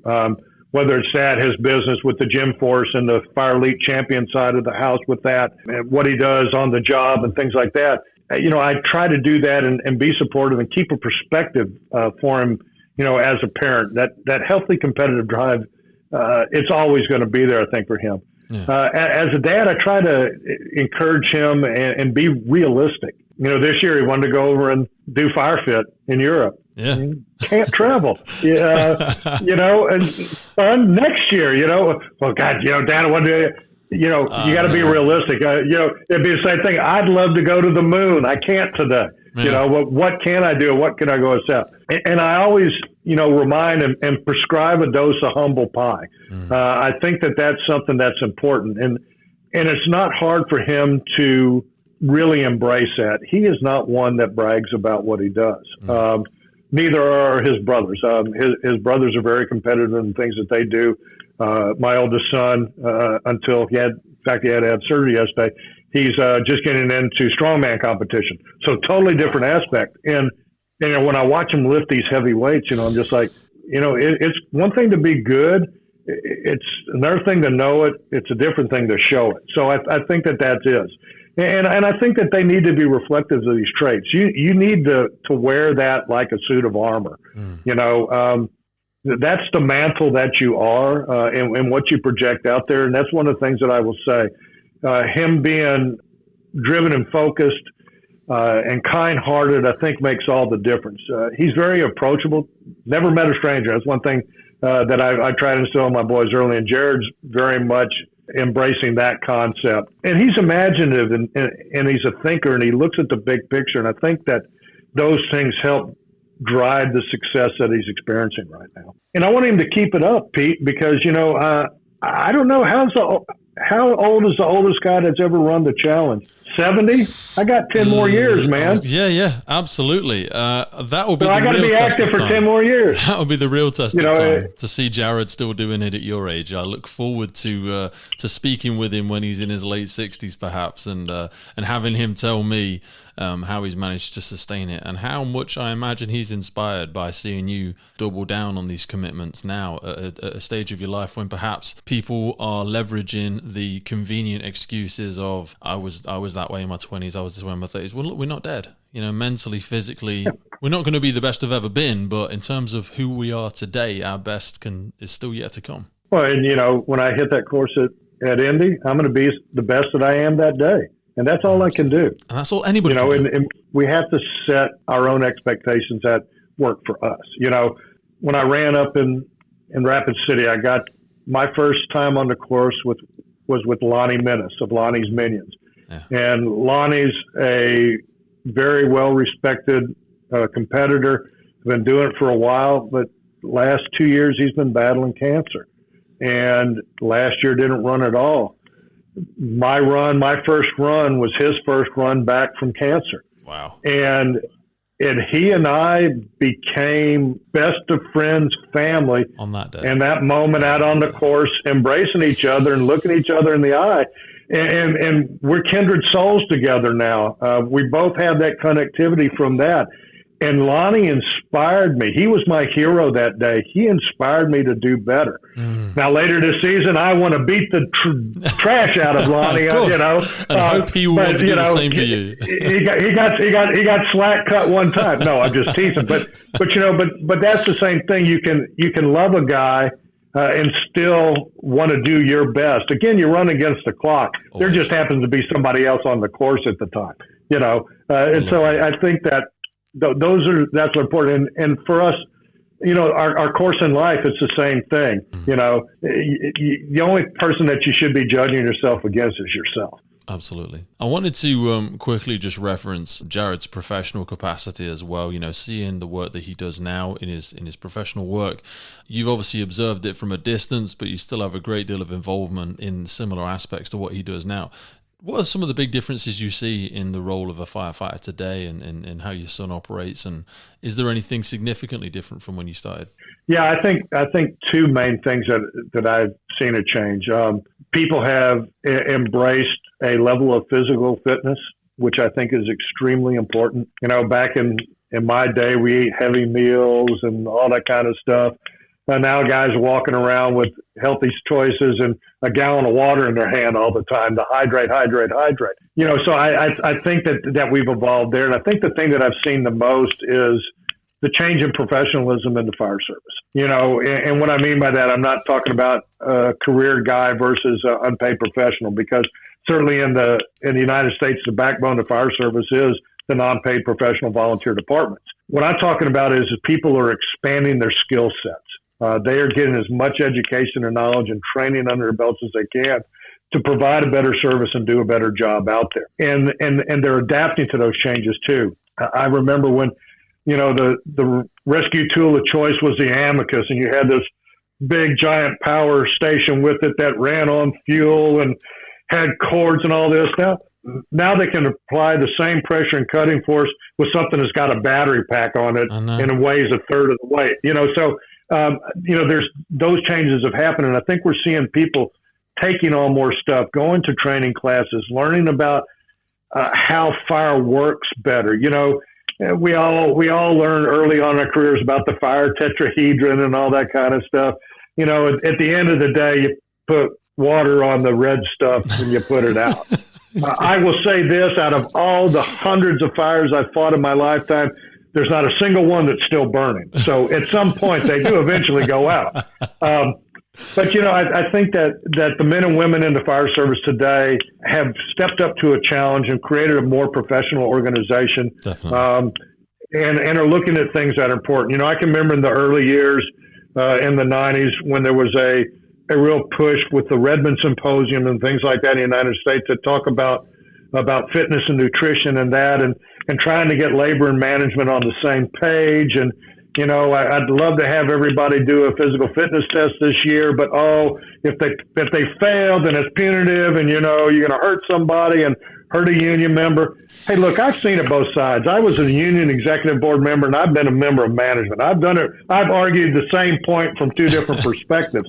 What I'd like to see people do is argue the same point from the same perspective. Yeah. If we partner, if labor and management partnered better on things, I think that it would benefit the membership, the fire service, public safety service in general. If we took down those roadblocks and did it as us instead of them and us. Yeah, I think ultimately we have so many desires and goals that really do correlate if we can just disassemble, take down some of those long-standing walls, and as you've demonstrated so many times today, just being able to be vulnerable and not worry about the outcome too much. There's a lot of benefits that can be had if we're all walking in the same direction at the end of the day. I wanted to move into the closing stages now and just ask you on some real reflection questions. Is there anything that you wish you'd have done less of during your career? Oh man, what a tough one to talk about. I think if I would have done less of fighting every battle, I probably would have won more wars. Yeah. And what I mean by that is I think that we get wrapped up in the things that aren't important. I cared about what others thought. And in reality, you need to do what's right and not what's popular. Yeah. And I had moments that I had clarity on that. As an acting captain, being moved up from firefighter in the acting captain's position. If there were job tasks that needed to be done today, we went out and did it. And people go, oh man, you're just an actor. Hey, look, if you want a job, it's just kind of like, drive it like you stole it. You have to put in the effort. I think that another thing that I look at early in my career, there was time well wasted between labor and management.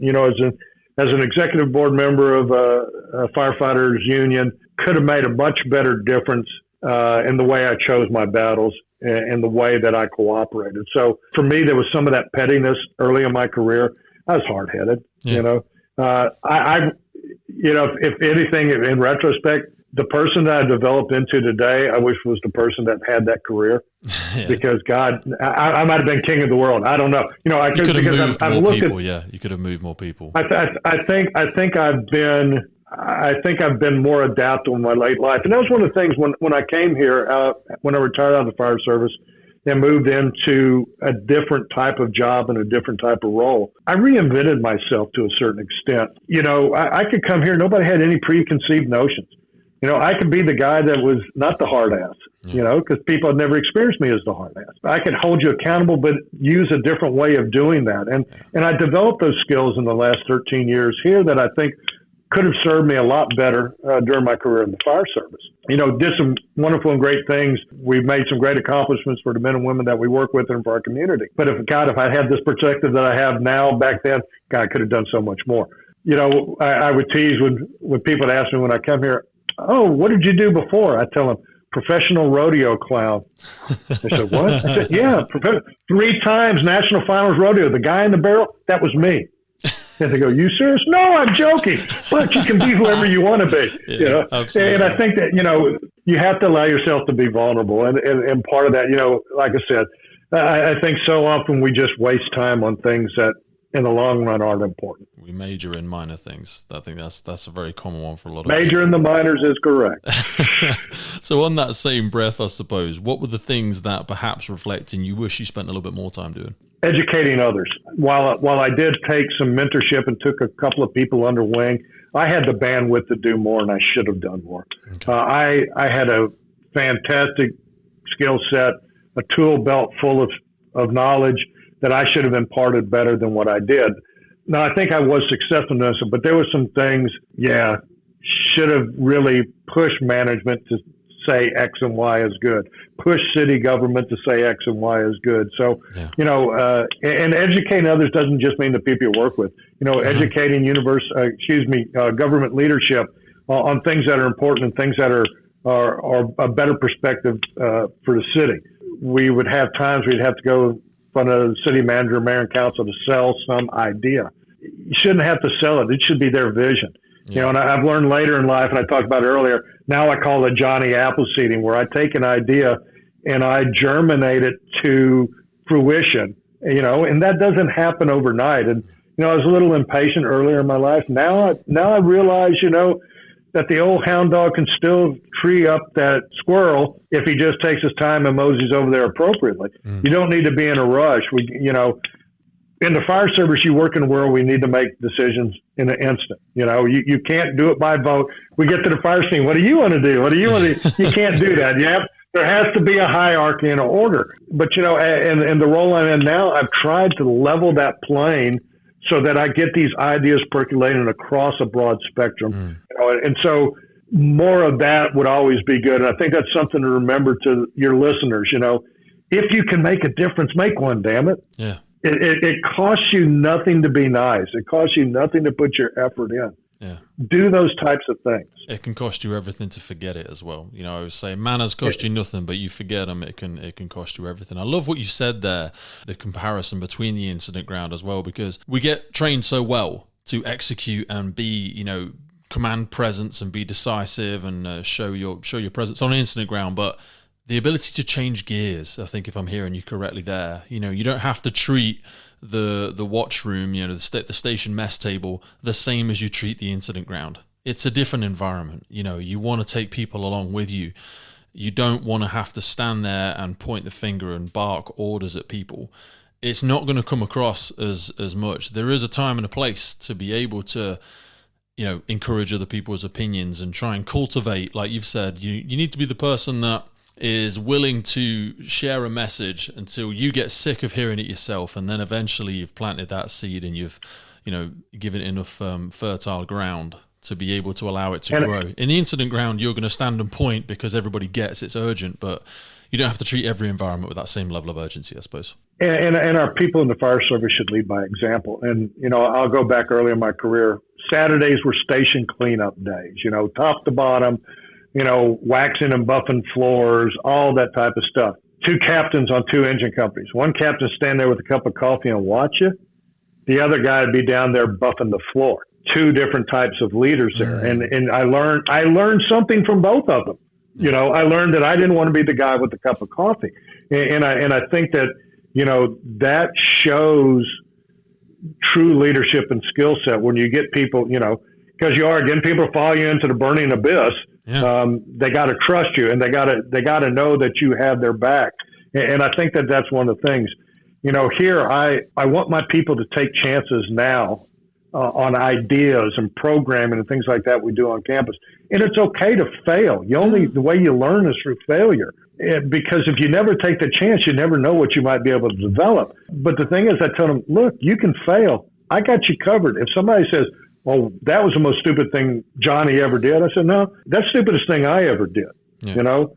Johnny has the latitude to go do that. That's on me. Yeah. I'll cover that. I'll tell Johnny, we don't need more than 2 or 3 of those, but those are the things we have to be able to support and drive people to success. And I think that, as we talked about that in this analogy, I think it works well and serves everyone Most definitely. We've spoken a lot about traditions and characters in the fire service and, the culture of it. What are some of the most favorite, or you think the department traditions that you cherish the most? I think any kind of a badge pinning ceremony, whether it's as you finish up an academy and become a firefighter, to promotional opportunities, things like that, being able to put that on display in full regalia, I think is important. I was fortunate. I've got to pin a badge on each one of my sons, and Wow. I couldn't be a more prouder father. And when my middle son graduated from Austin Fire Department's academy, I went down there. I'm still very active in I-Chiefs and that. I go to conferences and still do fire service related thing, even though I got a very small part, because I have boys and I want to help them learn things. The Austin Fire Chief, Joel Baker, and I have gotten to be good friends since he's come here from Georgia. And so I have someone that I mentor and coach and have dialogue with, because it's important. I got 3 kids working there. Yeah. But as we look at this, I go back to when my middle son was there, and I was sitting there, and I was looking across the room, and I see this guy sitting there in a uniform, and I'm like, man, I know him. Who is that? I know him. Well, when the thing's over, the guy comes up, Jimmy, how you doing? And it's Bobby Jones, and Bobby Jones was a fire captain at Las Vegas Fire and Rescue, a guy that I'd worked with 20 years before. Jeez. He had mentored a guy from California that came to Austin, went through the academy, and he told him, if you ever get hired and graduate, I'll be there. Wow. And he was there. I hadn't seen this guy in 10 years, and he had been working with this kid trying to get in for 10 or 12 years and made the trip across country to be there. That's a commitment. Those are things that you want to do. You want to have that commitment. So that bit of pomp and circumstance, to see the smile on their face, to have the excitement as a dad talking about that. Yeah. Or when you get to move up and your significant other gets to pin the badge on. It's one thing to have the boss put a badge on you. It's something else when a family member does that. Your child, your spouse, your partner, your parents, those things. For me, that's one thing that I regret, is that my dad died early in my life. When I say early, he's been gone 34 years now. Yeah. There's not a day goes by I don't think about him. I'd love for him to be able to experience these things with me and with my children. My mother, same thing. I got to see the boys until they were young teenagers. Didn't get to see their successes and failures. So I think we need to celebrate those things in the fire service and remember to include families. When we do things here, I've had the opportunity, some people that I have mentored and brought along succession plan in my organizations, to be able to promote. And every time I've done it, unknowns to them, I've had their families down here in my office. They go, well, what are they doing here? You're getting a new job today. Because I think it's important to carry that tradition outside of the standardized fire service, but still show that respect to what you do. Definitely. And like you say, the wider family from any organization plays such a crucial role in supporting that individual and their ability to be the best version of themselves when they are serving the community or serving in their role, that we appreciate the support when we need it. It's important to acknowledge it during the good times as well. We've spoken a lot about some inspiring people there, and I wanted to ask, as we close now, inspiration is often, I think, used in a bit more of a young man's game, like they're inspired by somebody older or someone that's been before them. But I feel, from hearing you today, that you still take inspiration from so many people around you, younger, older, different experience levels. Do you still feel inspired? And if so, who inspires you and why? Well, it's funny, and I'll make a comment about one of my colleagues here on campus, that a gentleman named Arthur Johnson. Arthur Johnson is an assistant athletic director with UT Athletics. Arthur Johnson is a highly motivated, highly skilled guy, big 6-figure salary. He's a guy that's driving an office and driving a division of UT Athletics. Arthur Johnson will walk down the sidewalk and stop and pick up every gum wrapper and cigarette butt for a 100-yard circle around the stadium on game day. Yeah. He's got people for that. He does it. Arthur Johnson will roll up his sleeves and get them this. After football games, we have a sustainability program. He goes out there and helps them sort garbage of what's recyclable and what's not. This is a guy who wears Armani suits. But he realizes what's important and what he wants to project in himself and his organization. I want to be like Arthur. And I tell him that all the time, and he laughs. He goes, Jimmy, come on. No, I mean that. It is inspirational to see somebody. I mean, he's in his mid-50s. To see somebody take that effort, and he leads by example, true servant leader for the organization. And that's what's important. And those are things I try to do. Early in my career, I had a lot of influence. I talked about Bob Dodge, fire chief that promoted me. Bob gave me opportunities beforehand and really inspired me to do the things. He's the one that asked me that question, which promotion do you want? He promoted me twice. He promoted me in that, then promoted me as a chief officer. And on Fridays, when I was in the training division, I go down every Friday afternoon. We'd have lunch, and we'd spend about an hour after lunch and be what I call Fire Chief 101 class. We'd talk about things going on in the department, and he would mentor and coach me about that. And he would talk about the things that he's done or the things that he wanted to do and how he wanted to include that vision to everybody in the organization. And for me, that inspired me to do better and do harder. And I remember when Bob announced he's going to create these 2 special operations officer positions, 3 Bugle assistant chief positions, number 3 in the department, and going to do this test and all this stuff. And we had never done this before our organization. Man, everybody's wanting these jobs. Well, I had my daytime wife, a woman named Terry Tarbett. We were both captains in the train division, and she was my closest and dearest confidant and friend. And that's why I called her my daytime wife. We were polar opposites, but we got along well. And she wanted to move up in the organization too. So one day I walked into the training offices. I dropped a packet in front of her, and she goes, "What's that?" I said, "That's what we're studying for the promotional test." And she goes, "Well, Jimmy, how do you know what it is?" I haven't announced. I said, "I know Bob Dodge, and Bob Dodge is writing the test. This is what's going to be on the test," because I sit with them every Friday talking about this stuff. Wow. When we opened the packets on test day, she kicked me underneath the table and looked at me in the mouth. "How did you know?" I said, "You got to listen. You have to have your ears and your eyes open." And we did very well. And I'll never forget when I scored the highest out of the department and was chosen for promotion. And his number 2, our deputy chief, a guy named Jim Stubler, they were Sears and Roebuck.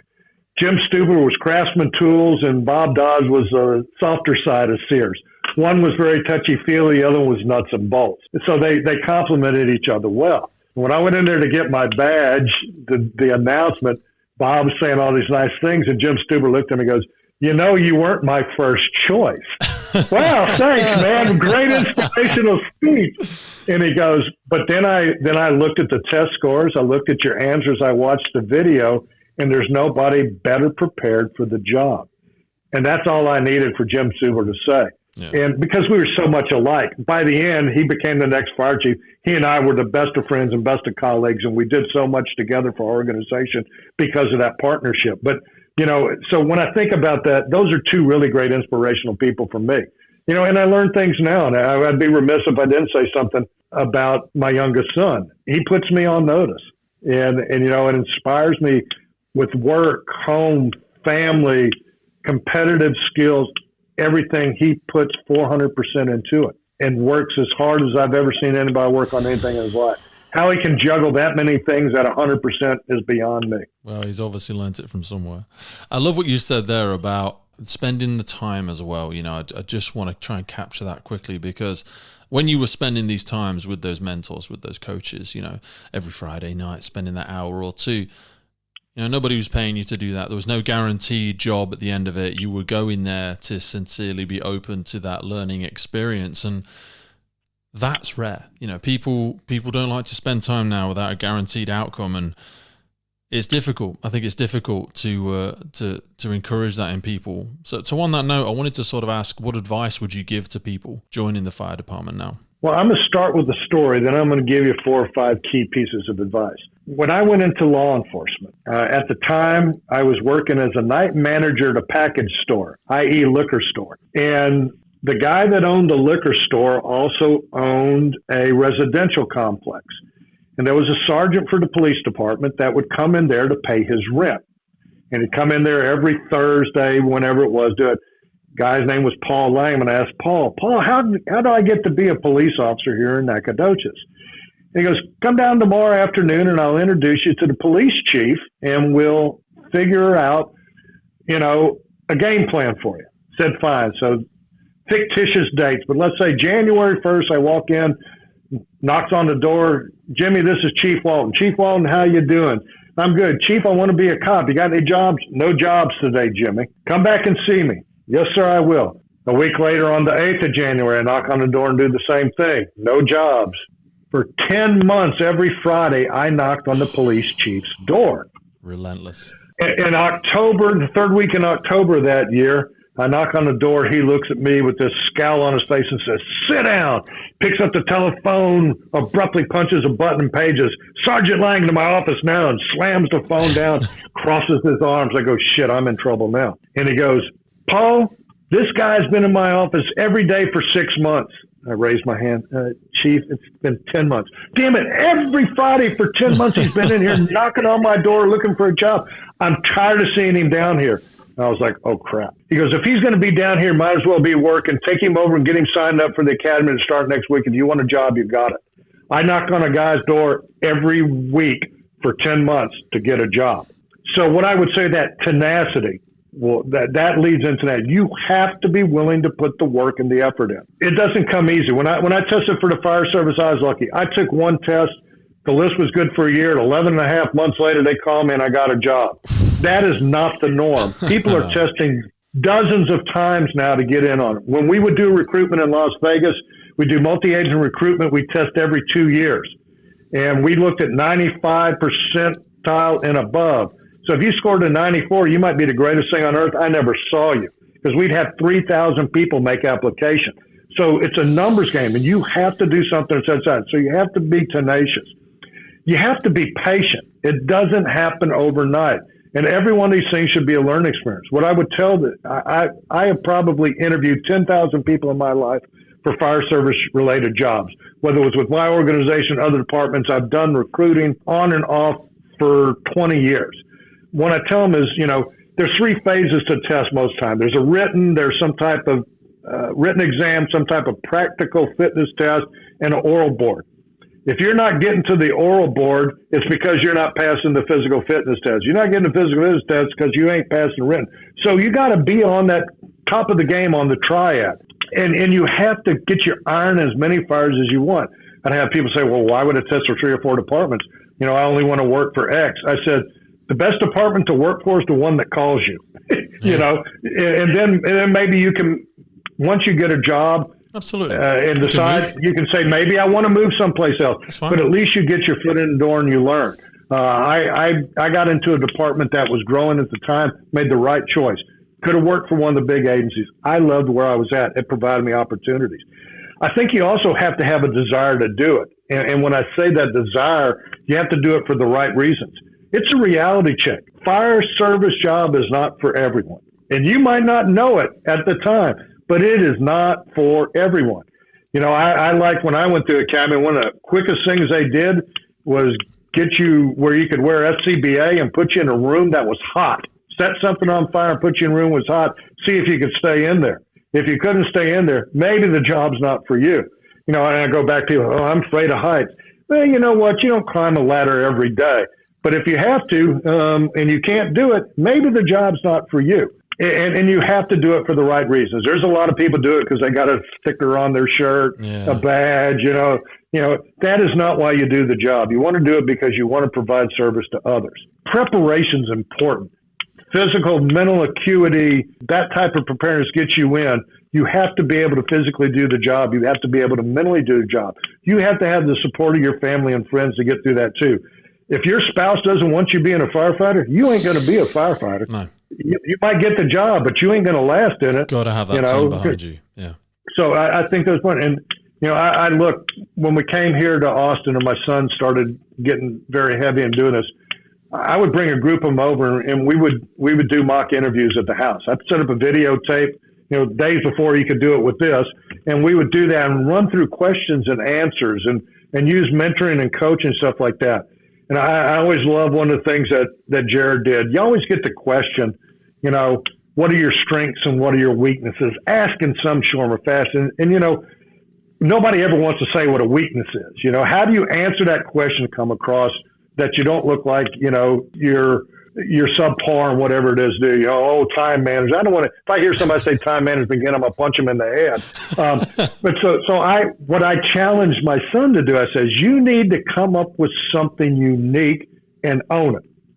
So we're sitting in there and he's got this ground face. I said, so what's your weakness? And he looked at me straight in the face and says, I'm not bilingual. Nice. I said, I'm interested in serving in a community that has a large Hispanic population, and I need to be able to communicate with them, and I don't speak Spanish. But I'm going to solve that problem. Right now, pulls out a little card. I got a card that's got 10 prompts on it that I can get through the basic things. And I've enrolled into community college to take a conversational Spanish class. I'm going to be proficient in Spanish so that I won't have a deficit in my job. And I just pushed away and said, mic drop. I had never heard an answer like that. I said, package that in a bottle and sell it at $100 a pop. Because how can anybody fault you for not being bilingual? It's great. Perfect response. So, you know, you have to do that. And I think the most important piece of advice that I can give anybody getting into this field or enter this field is you need to be yourself. You get into an interview board, don't be who they want you to be. You need to be yourself. Because eventually the true you comes out. And I'm like, wait a minute, that guy that I hired didn't act like this. Just be you. People don't want you to be anything but yourself. You know, if everybody was wound tight and high speed, high wobble, God, we'd fire everybody. You need that diversity, whether it's diversity of attitudes, gender, race, color, creed. Those things are all important. Treat people like people, but just be yourself. Finally, would you do it all again? Oh, in a heartbeat. In a heartbeat. Would I do it differently? Yeah, there's some things I would change. I think that we have only a few opportunities in life. That was one that was gifted to me. You know, I'd have been a cop still. They said, we ain't hiring. That was a gift. That was a gift to me. And that gift is one that I will cherish forever. I made friends. I changed people's lives. I think I made a difference. I think we made a difference. And in turn, I've instilled that work ethic and that love of community into all three of my children. Yeah. And what more could a dad ask for? I love that. Jimmy, thank you. Thank you so much for your time today. I really, really appreciate it. I feel like I've had a private coaching session for the 2.5 hours that we've been speaking. Thank you so much. And I should have prefaced this with that Jimmy always runs long. I'm a talker. Not at all, brother. I'm just as bad. I always tell people it takes around an hour or so. But you know what? I always say to people, a podcast isn't too long or too short. It's just whether or not it's interesting. And I have literally swam in the ocean of knowledge that you've shared today. And I know there'll be so many takeaways. I can't wait to hear the feedback from it. Well, you know, and I appreciate the opportunity. Today was time well spent. You know, Pete listened to a couple of them after Jared was on. I've been pinging on your podcast and looking at that stuff, and you really got a great product going, and I wish you continued success in it, and hopefully I added a little bit to that today. And if nothing else, maybe somebody out there that's listening will have one good takeaway from this. Man, and if they get one good takeaway, we've succeeded. That's it, my man. And I see that. Everyone will take away a nugget for the 90-something episodes that people have listened to now. I think they will like 50%. They will absolutely love 40%. And there will be that 10% that will be the real lever that changes the direction of their career or their personal life. And I just feel so privileged to be able to share moments of time like this. And hopefully we create a time capsule for people to benefit from this long after either of us is still knocking around. Thank you so much for spending your time today, my man. I really appreciate it. Well, Pete, thank you. Be safe on the other side of the pond. Are you guys doing okay since we left, y'all? Yes. You know, we just had the 4th of July. You guys okay? We're all good. I just want to make sure. All right. You know, I always feel bad about that. You know, want to make sure you're covered. All kidding aside, hopefully get over on that side sometime in the future and get to connect with you in person and sit down over a meal and chat again. I said it to Jared, mate. All the way through the pandemic, I've had the gift of making connections with people such as yourself, and with the other side of it being I've not been able to get over there yet. But I will do, and I cannot wait to share this moment in person. Take care of yourself, Jimmy, and I'll speak to you soon. Take care. Be safe. Bye-bye.